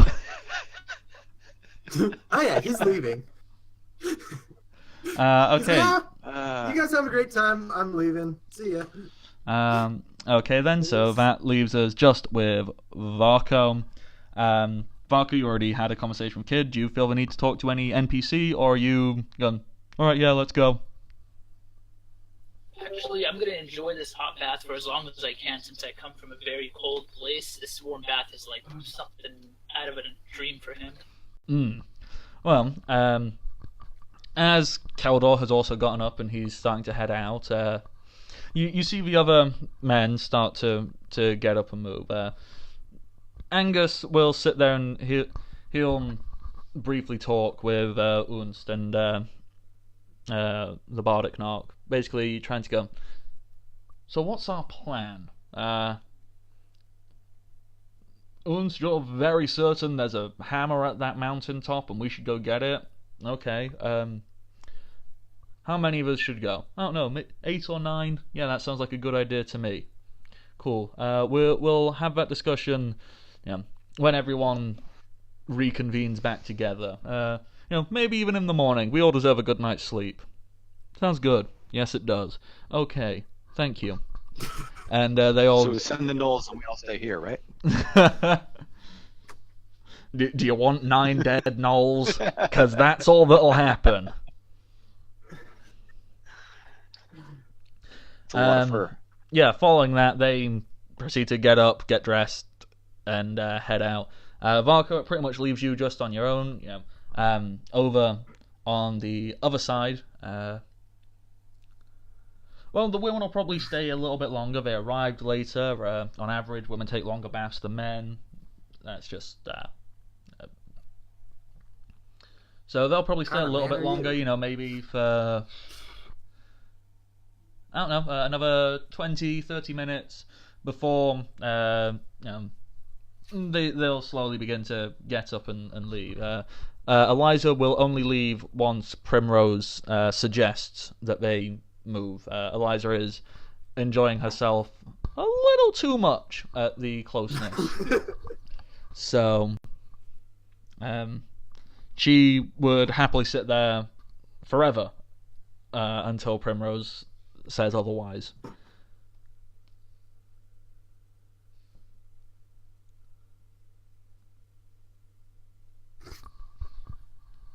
Is that my cue? Yeah, kind of. Yeah, it's like, how long does Primrose want to sit in the hot spring with Eliza for? That's pretty much it. You can sit there for as long as you like, or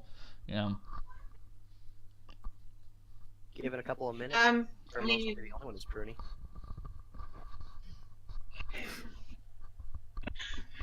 Primrose is enjoying themselves quite a lot. They're pretty happy right now.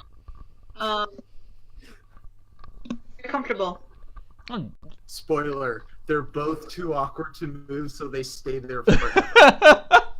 And this is where Primrose dies of starvation. They're too awkward and uncomfortable, or they're too overly comfortable, but uncomfortable talking to each other, so they sit there and waste away. And Flick can't leave either. Hey, at least they're happy while they're doing it. Flick, do you just eventually go, "Alright, I give up, I get up, I'm moving. God damn it! I wanted some fucking privacy." He waits at least 30 or 40 minutes before he gives up. And occasionally you just hear, what? Only you're still there. Sorry. Every once in a while you just hear him like, no, just because they're furry doesn't mean they're friendly. No.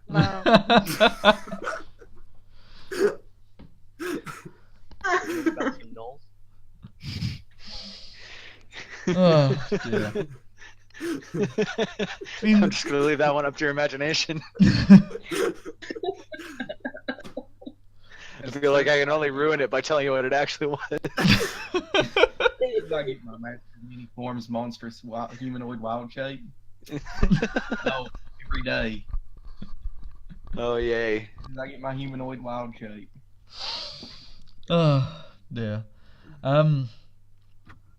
Well, Rebecca, if Primrose and Eliza want to just pretty much sit there for the rest of the evening until they go to bed, that's totally cool.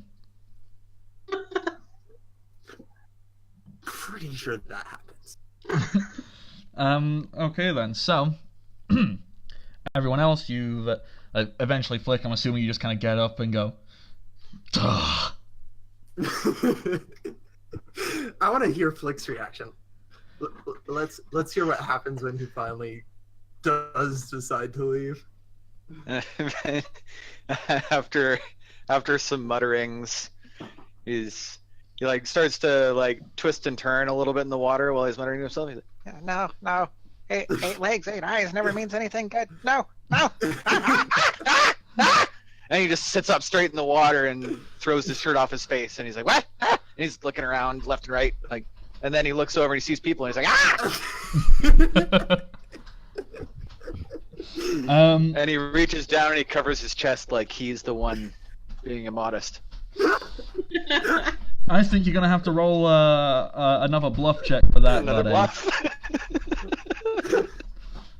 I'm very tempted to But make it a my perform. personal perform check was so good.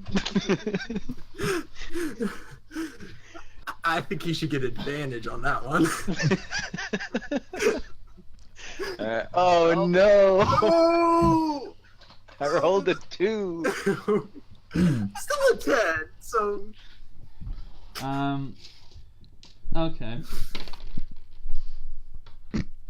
Primrose, would you be so kind as to, and that's if you want to discern if Flick is lying. So you would roll me a sense motive check. Okay. If you One want second. to, that is, you.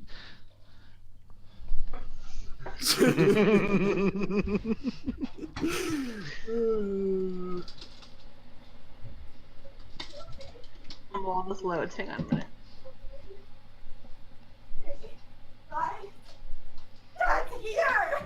Wait, Oh boy. At least it's here. I mean, we can all be relieved. Uh-oh. Okay. With a sense motive check of a 14, Primrose, you know that Flick was not asleep, and that he certainly has no need to feel affronted. Eliza, however, she has no clue. She is kind of looking doughy-eyed at Primrose sat next to her, and paying no attention to the little man. Okay. Okay.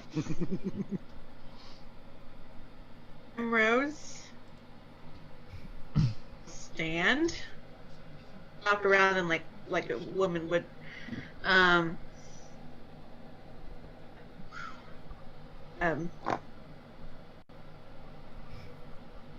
Your eyes.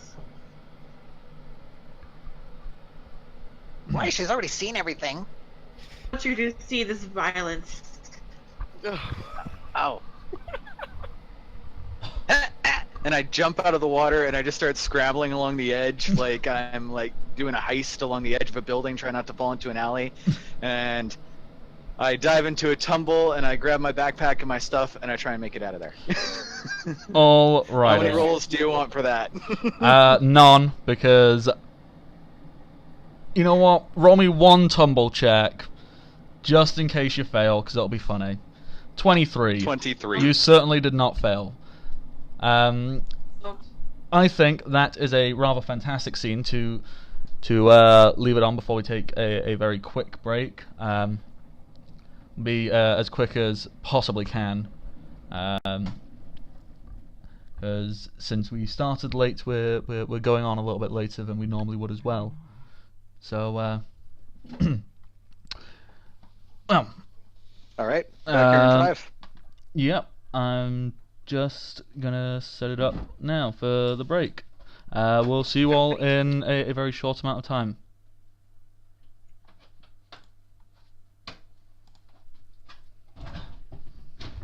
Cool. And Rebecca, if Primrose wants to swipe at me as I get a...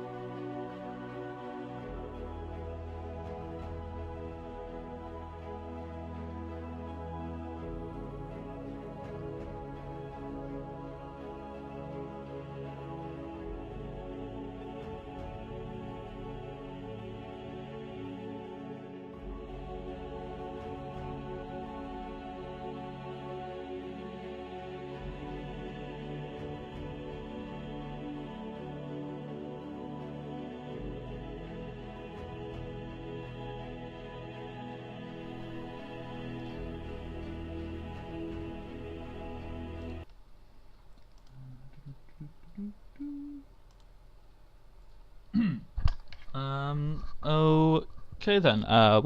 We are back. We should be back. um. Yeah. Unfortunately, that scene took a little bit longer than I would have liked. So that kind of put our break at a very poorly timed thing. Cause I'm gonna have to be wrapping the whole session up in about 20 minutes to half an hour, but that is perfectly fine. We can get everyone to finish off their evening's activities, essentially. So, Okay. boodly-doop. Following on from where we just had to, where we just left with Flick very rapidly scrambling to make his attempt to leave. Primrose, how did you react to that? Eliza, once she finally realizes what's going on, Eliza very much dips into the water to hide herself, essentially.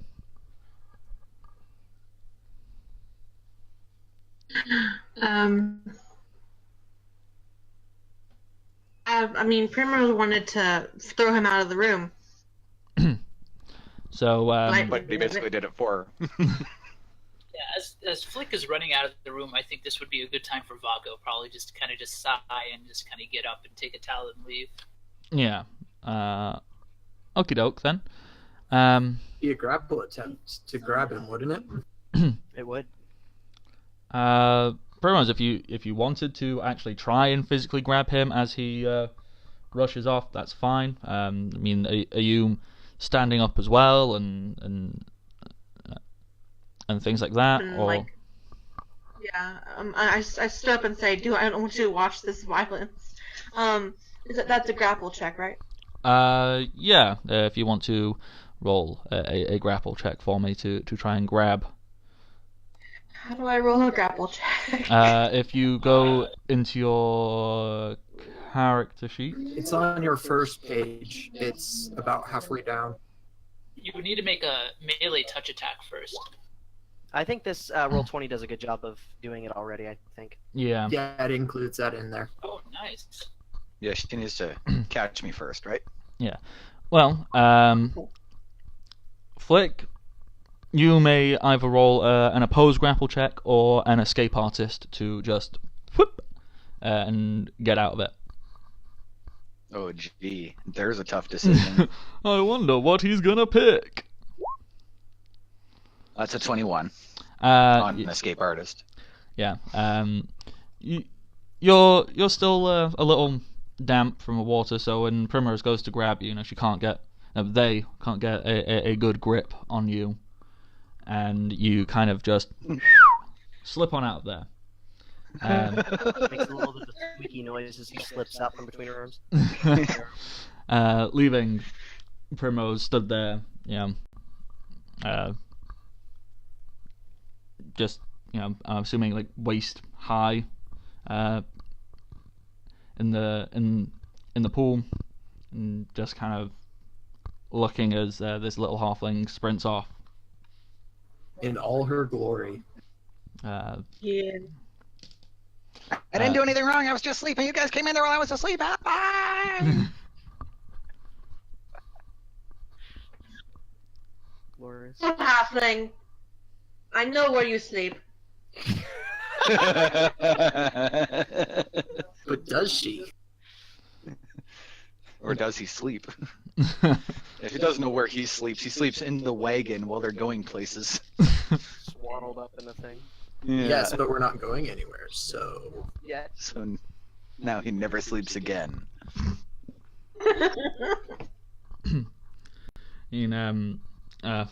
Well, Rebecca, I suppose every other character got a description of their torso. If you wanted to, Primrose can now do that, if they please.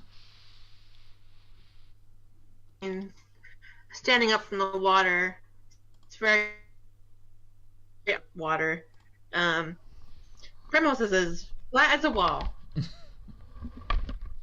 Which, well, I suppose plays into their identification. Ambiguity. Okay, then I just had to correct something there. Doodly doo. Alrighty then.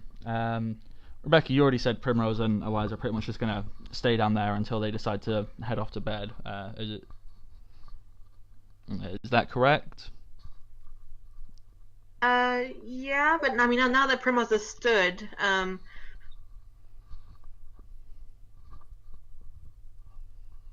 Uh-oh. We lost her for a Oh, moment. indeed. Oh? Did we lose her from the call? No. Yeah, she's. Oh, yep. They're gone. Oh dear. Everything's going wrong. Oh, look at that! I'm in the middle of the screen now. Welcome back. Doodly doo. Rebecca, you back? You kind of vanished there for a moment. can you hear me? Yes, we can. There you go. Yes, we can. Okay, correct. So, what do you need me to say that again? What happened? yes, we only heard since you're stood up now, and then you disappeared. We heard you're flat as a wall, and that's about it. Gotcha. Okay. Well, I mean, since Primrose has stood up from the water and made a move towards Flick, together anymore. So, Primrose is gonna look back over toward Eliza and kind of give her like a "what now" look.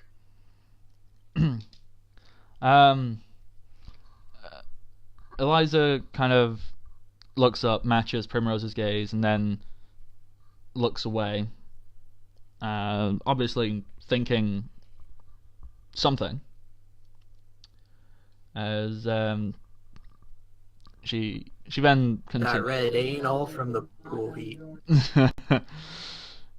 Exactly. She finally does have the courage to look back up at Primrose and goes, well, I suppose since everyone else has left, we should probably go too. Or if we can stay here a little while longer.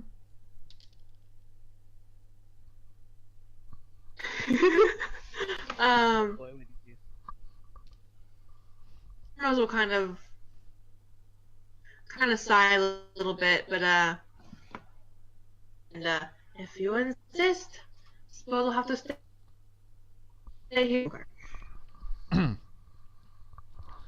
And resumes the same than they were in before. Sorry, can you repeat that, please? How much did you hear? Not very much of it at all, really. Okay.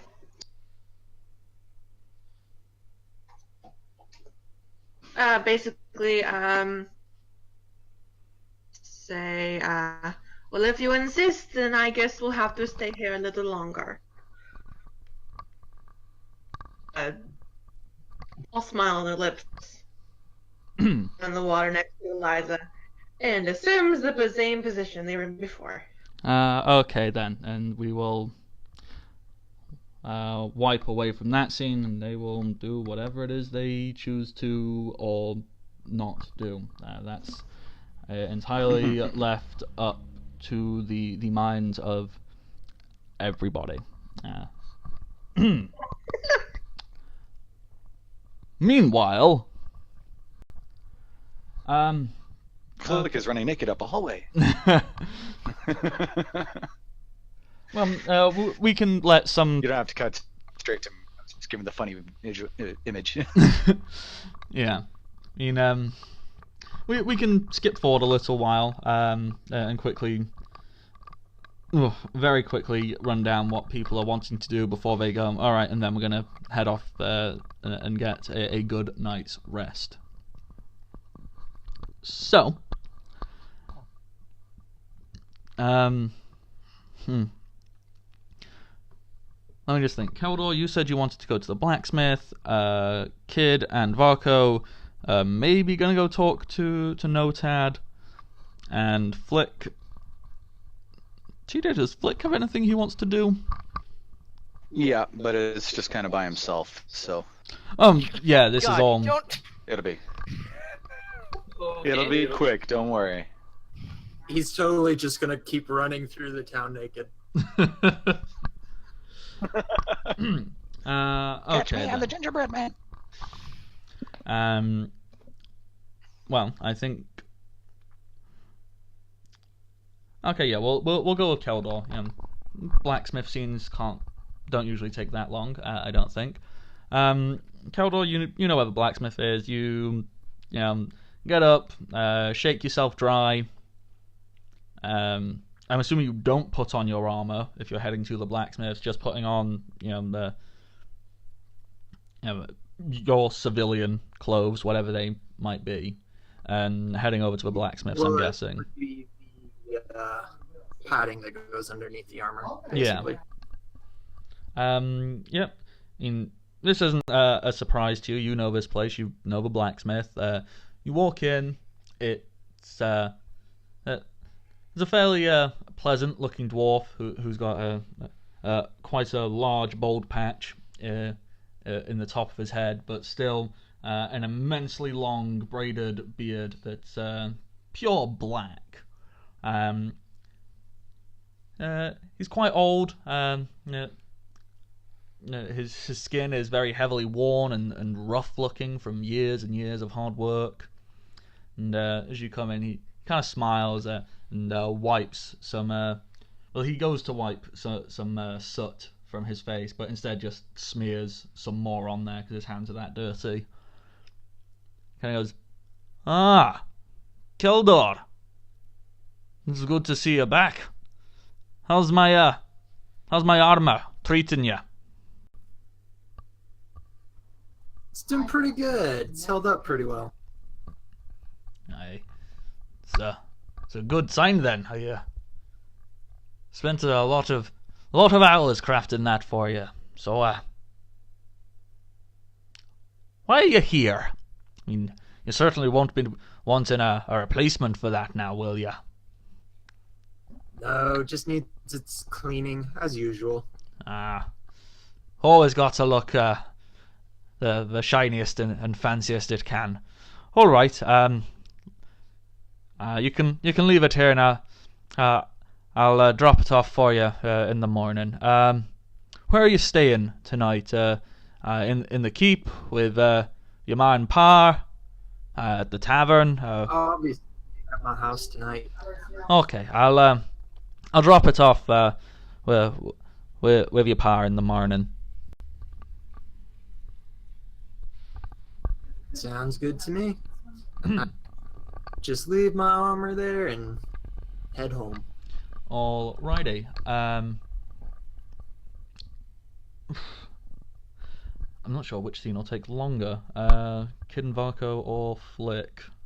Well, I have no idea what Flick wants to do, so we'll do Flick. Flick, some time has passed. You've dried off. You've put on clothes again. What do you want to go and do for the evening?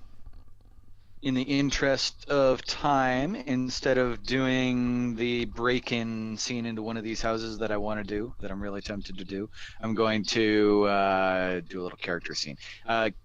Flick's going to wander around like the outskirts of the city and just kind of find some pieces of wood. He's looking for like 11 little like thick sticks or like something that he can carve. And he's going to spend probably like an hour wandering around finding ones that like kind of catch his eye. And then after he gathers those up, he's going to go either find and sit next to or make and sit next to a fire. And he's going to sit there and he's going to whittle for a while. Yeah, it's fairly easy to find small branches and things like that. There's quite a few nice trees here and there, so you can even shimmy up one and cut off a few bits if you don't want to just be reliant on the scraps you find. But Yeah, he may end up doing that for a piece or two. But yeah, he's just going to spend a couple hours sitting next to the fire and whittling those. And after a while, he uses a different knife to carve each one. And as he does carve them, they sort of start to look almost like little like people, but in sort of like the totem pole style, where they're all like on by the person that you're carving into it, kind of. And each of them are very clearly distinct, different people, and they all look like younger people. And as he finishes each one, as he finishes the first one, for example, he sits there with it for a minute. And he sits looking into the fire and kind of holding it up in relief against the fire. And then after he holds this little piece up and he kisses the little carved person on the head, and then he throws it into the fire. And then he immediately starts working on the next one. And he does this with all 11. And that's basically his night. That's immensely depressing and sweet. So I don't want to seem callous and just ignore that moment. I am acknowledging, okay, yeah, that's a real serious moment. When you have done all of that, where is Flick going and sleeping for the evening? There's a tavern. I'm sure Keldor's family would make room for you somewhere, or they said they could probably find room for you somewhere inside the keep. Or you can just go sleep in the wagon. Honestly, he's probably going to fall asleep next to the fire with his backpack pretty much underneath him as a pillow. Okay. How open do you would Flick have gone and done this in an alleyway, or just here, middle of the field? He would have tried to find somewhere private within the city, like an alleyway or something like that behind a house or something, but I'm sure he can't find anywhere within the walls that's that private. It's not as hard as you might think. Yes, it's very open here, but that is also to its benefit, because since it's so open and so quiet, it's very easy to find secluded places that nobody ever goes to. All right, well, he's definitely going to try and find a secluded place. Yeah, and as you fall asleep next to fire, inside it, the 11 small totems slowly burning away. Spudnik crawls out of the top of your pouch and crawls into your shirt and tries to cuddle up directly against your chest. Yeah, Flick's all about that. Yeah. That's really... He's clearly trying not to cry right now, so... Yeah. Well, that's it. Spudnik could sense that you were really sad, so he's giving you a cuddle. Go on. Yeah. And you hear a message in your head, because obviously Spudnik can communicate telepathically with you. He's still a baby, so it's not fantastic. So, but you hear, "You've still got me, Papa." Yeah, I do, buddy. Yeah, I do. And with that, he'll let out a happy little purr and a murmur and fall asleep curled up in your chest area. Gotcha. And just because it needs to be said, even while being overwrought with emotion, Flick definitely makes sure that all the openings to all the pouches and everything are underneath him and covered by an arm or something as he sleeps, so that if anybody tries to get into the bag at all, he's going to wake up. That is totally legitimate. I believe that.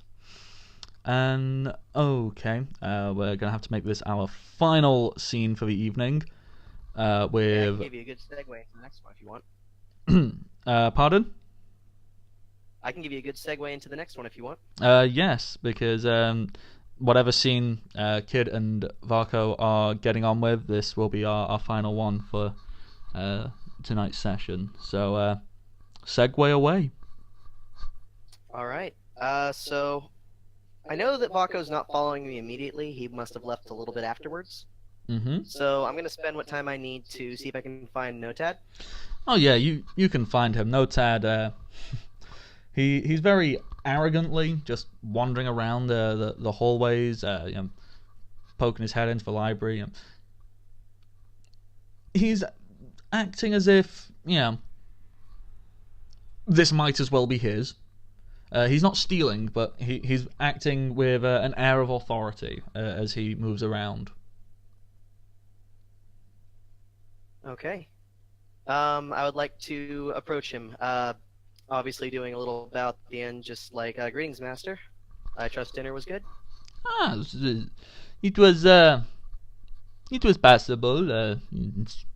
It's, I have had better, I have had worse, but on the whole, despite its modest appearance, the Duke here, he certainly makes the most of what he has. Well, master, do you have a moment? No, of course. Does it look like I am particularly busy? It is not my place to judge on that, and my hope is that amount of time has allowed Vako to start coming up the stairwell. That sounds good to me. All right. I'm going to quickly get him and bring him here, and I'm like, Master, this is Vako. He and I were in the bath together, and I saw him naked, and we both have questions I think you would be best to answer. Vako just kind of tilts his head at this. Well, like who's top and who's bottom? To put your mind at ease, just understand that this is a totally natural feeling. Some people may tell you otherwise, but they are wrong, and you should ignore them. It is a completely natural thing. There are many occasions in nature where two males of the species turn to each other for companionship, and it is a truly beautiful thing. Okay, and where does the avalanche play into this? And Vako's just gonna look at both of them and just sigh. Well, they are a hockey team in Colorado, I believe.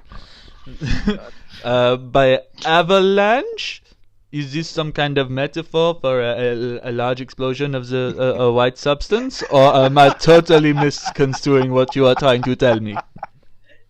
Okay, this is going to be the simplest way to do this. Vako, quickly take off your clothes. Oh dear God. We're gonna have to give you a demonstration, apparently. Vako is gonna go over and just kind of like put his hand out to Kid, just tell him, like, calm down for a minute, Kid. Just don't talk for a little bit. Okay. Vako just kind of just puts his head down and just kind of shakes it for a little bit, and goes over to Notad, and he says, Kid is interested in these, and Vako lifts up his arm and then pulls back his sleeve. Sacre bleu! This is sir.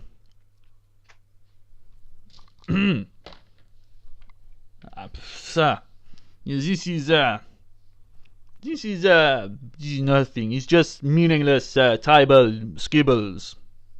If you would like to make a sense motive to try and see if he is honestly telling you what he thinks.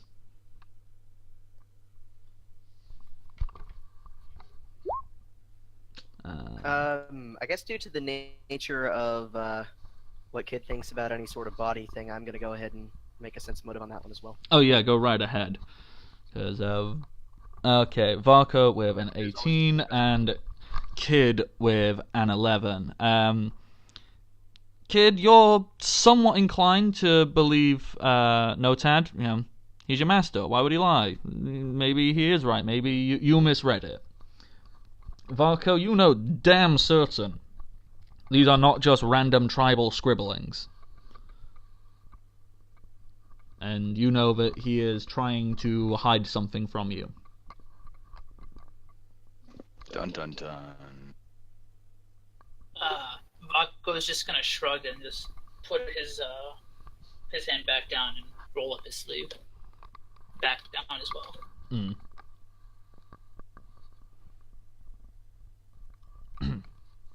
At least this is good to know, Vaco.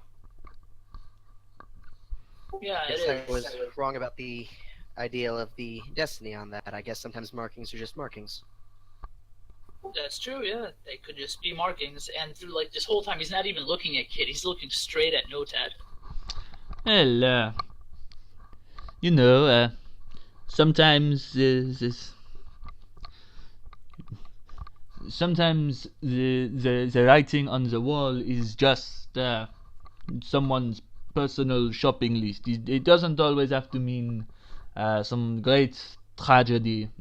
Certainly not anything to do with summoning of great and powerful draconic beings. Certainly not. No. Anyhow, Master? I believe I am going to go and catch some sleep. I highly recommend you both do the same, because I don't believe tomorrow is going to be a simple day if we intend to climb this mountain. Wise words as always, Master. Well, I bid you both adieu, and sleep well. And Notad very quickly speeds off, heading off in a different direction. I go over and just kind of motion over the Kid. I'm like, how well do you trust him? I trust him as my teacher. I believe he has more worldly experience than I do, and he has never given me a reason to distrust him. Do you trust people easily then? That's actually something the Kid stops and thinks about for a moment. And well, You don't have to answer it right now. It's just, I mean, if he's your teacher, what, instead of him showing you signs of what maybe he didn't do to trick you, like, maybe he should show you signs of what he can do to earn your trust, or what others can earn your trust for you to trust them as blindly. I don't mean to put you down or anything for trusting people, but just something about him still rubs me the wrong way. And I just kind of like pat Kid on the shoulder.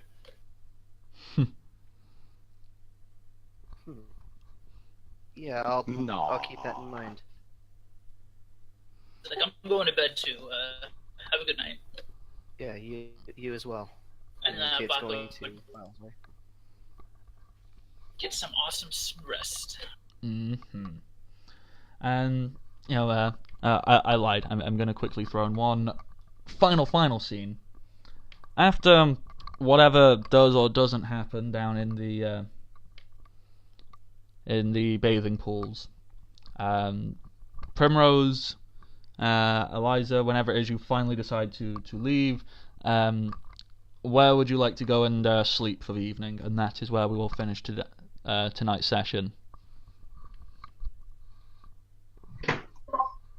What are the options? They told you they would find accommodation for you somewhere in the keep if you would like. Failing that, there will be a room or two reserved at the local tavern. You can go and sleep in the back of one of the two wagons you have got, or you can just go and make a campsite somewhere. Entirely up to you.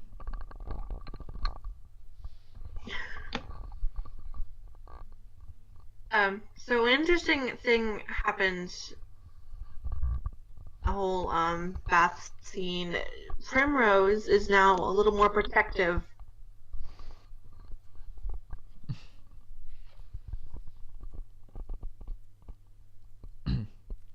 Primrose will ask where Eliza will be going.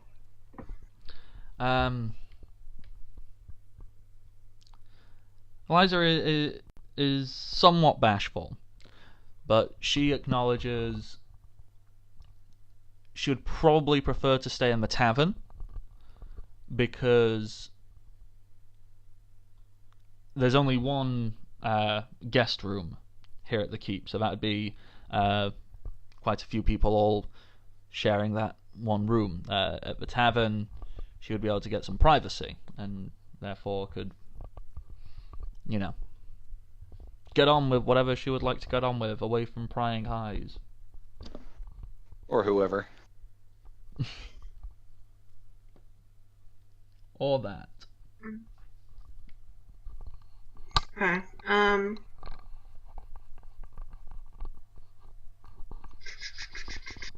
Primrose.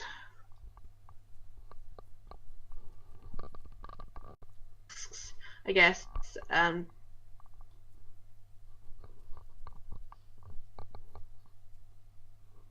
Do you mind if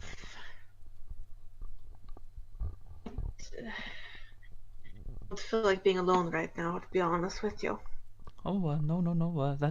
That's completely understandable.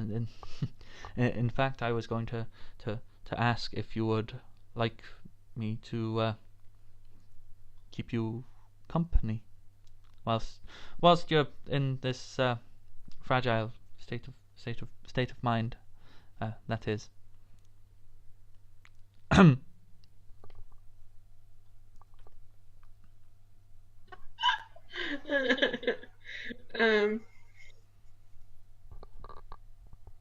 Afraid of being a little too clingy with you. And let's go then. That's fine with me. Okay, yep. You go.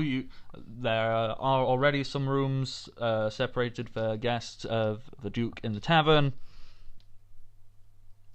Do you? Okay, it's that blatant hotel question. 2 singles or a double? And the obvious answer is 2 singles. I would assume is the obvious answer. Alrighty. Depends what your goal is. Okay then. In that case, yep, you get a private room with 2 single beds, and we will leave it up to the imagination of everyone to decide what happens there. And that, my friends, is where we'll be calling today's session. We got a little distracted by things. Perhaps next week there will be a fight. That'll be a first. Yeah, there's got to be one eventually in this campaign, right? Otherwise, I'm just gonna become an assassin and go off on my own missions and kill things while the rest of us do other things. Yeah. I'm actually amazed at how few combats there have been so far. Like, it's pretty impressive. Hey, you said The one you set up for us was with Knowles, and I'm a Knoll. So what did you expect was gonna happen? Yeah, you said in the ad you wanted someone who would be good to do roleplay, and look what we've done. Here's the thing. Matt will always give us the option to talk our way out of a fight almost too easily. So if we want fights to happen, we have to make them happen. We have to stop talking to people and just kill them and then talk after when they're dead. Oh yeah, like I'm kind of an asshole that way. I kind of like to punish murder hoboing. So if you go in and you're going to start fighting something, you're going to then find out that you murdered a single mother and its baby has just watched you. So every fucking time. So they're always refugees, or they're a mom trying to save their kid or something. It's almost like they're real races. Okay. Well, once again, thank you everybody Sorry. Go. No, it's fine. I'm just trying to get in that final joke. But yes, thank you everyone for tuning in, joining us here. Welcome to the party. I am the Bardic Knock, Matthew Knock, creator of this world and all its glory, or not glory. You decide. You can follow me on Twitter. It's right there. It says my name and things. Bardic Knock, YouTube. I'm not big enough to have a specific YouTube, so just search the Bardic Knock. There's a Patreon as well if you are very kind-hearted and want to give me money. Totally optional. Speaking of giving money, did you know when you subscribe to Welcome to the Party, you get nice, cool bonuses? TJ, what are those bonuses? Well, just for subscribing to Welcome to the Party, you get free crit to a player of your choice. And if you actually want to donate to the channel, you can get all sorts of funky things. You can give advantage to a player of your choice. You can give a critical success or fail to either a player of your choice or the DM. And if you really want to get up there, you can even influence the stats of our characters or create an entirely new NPC, which Matt will then have to jury-rig into our game somehow. It could be a lot of fun. It could be. With that, everyone, I think this is... farewell and good evening. Unless anyone else has something they want to plug about themselves. I mean, Archer, you've obviously got your DeviantArt page that's been flicking off on the screen every now and then. Yep. Yeah, it's still not got much on it, but I'm working on it. Other than that, yeah, I think that's pretty much us done. So, I don't know what time it is over in America, but here it's nearly 2 in the morning, so... good night. Farewell. Good night. And later, everybody. Everybody, have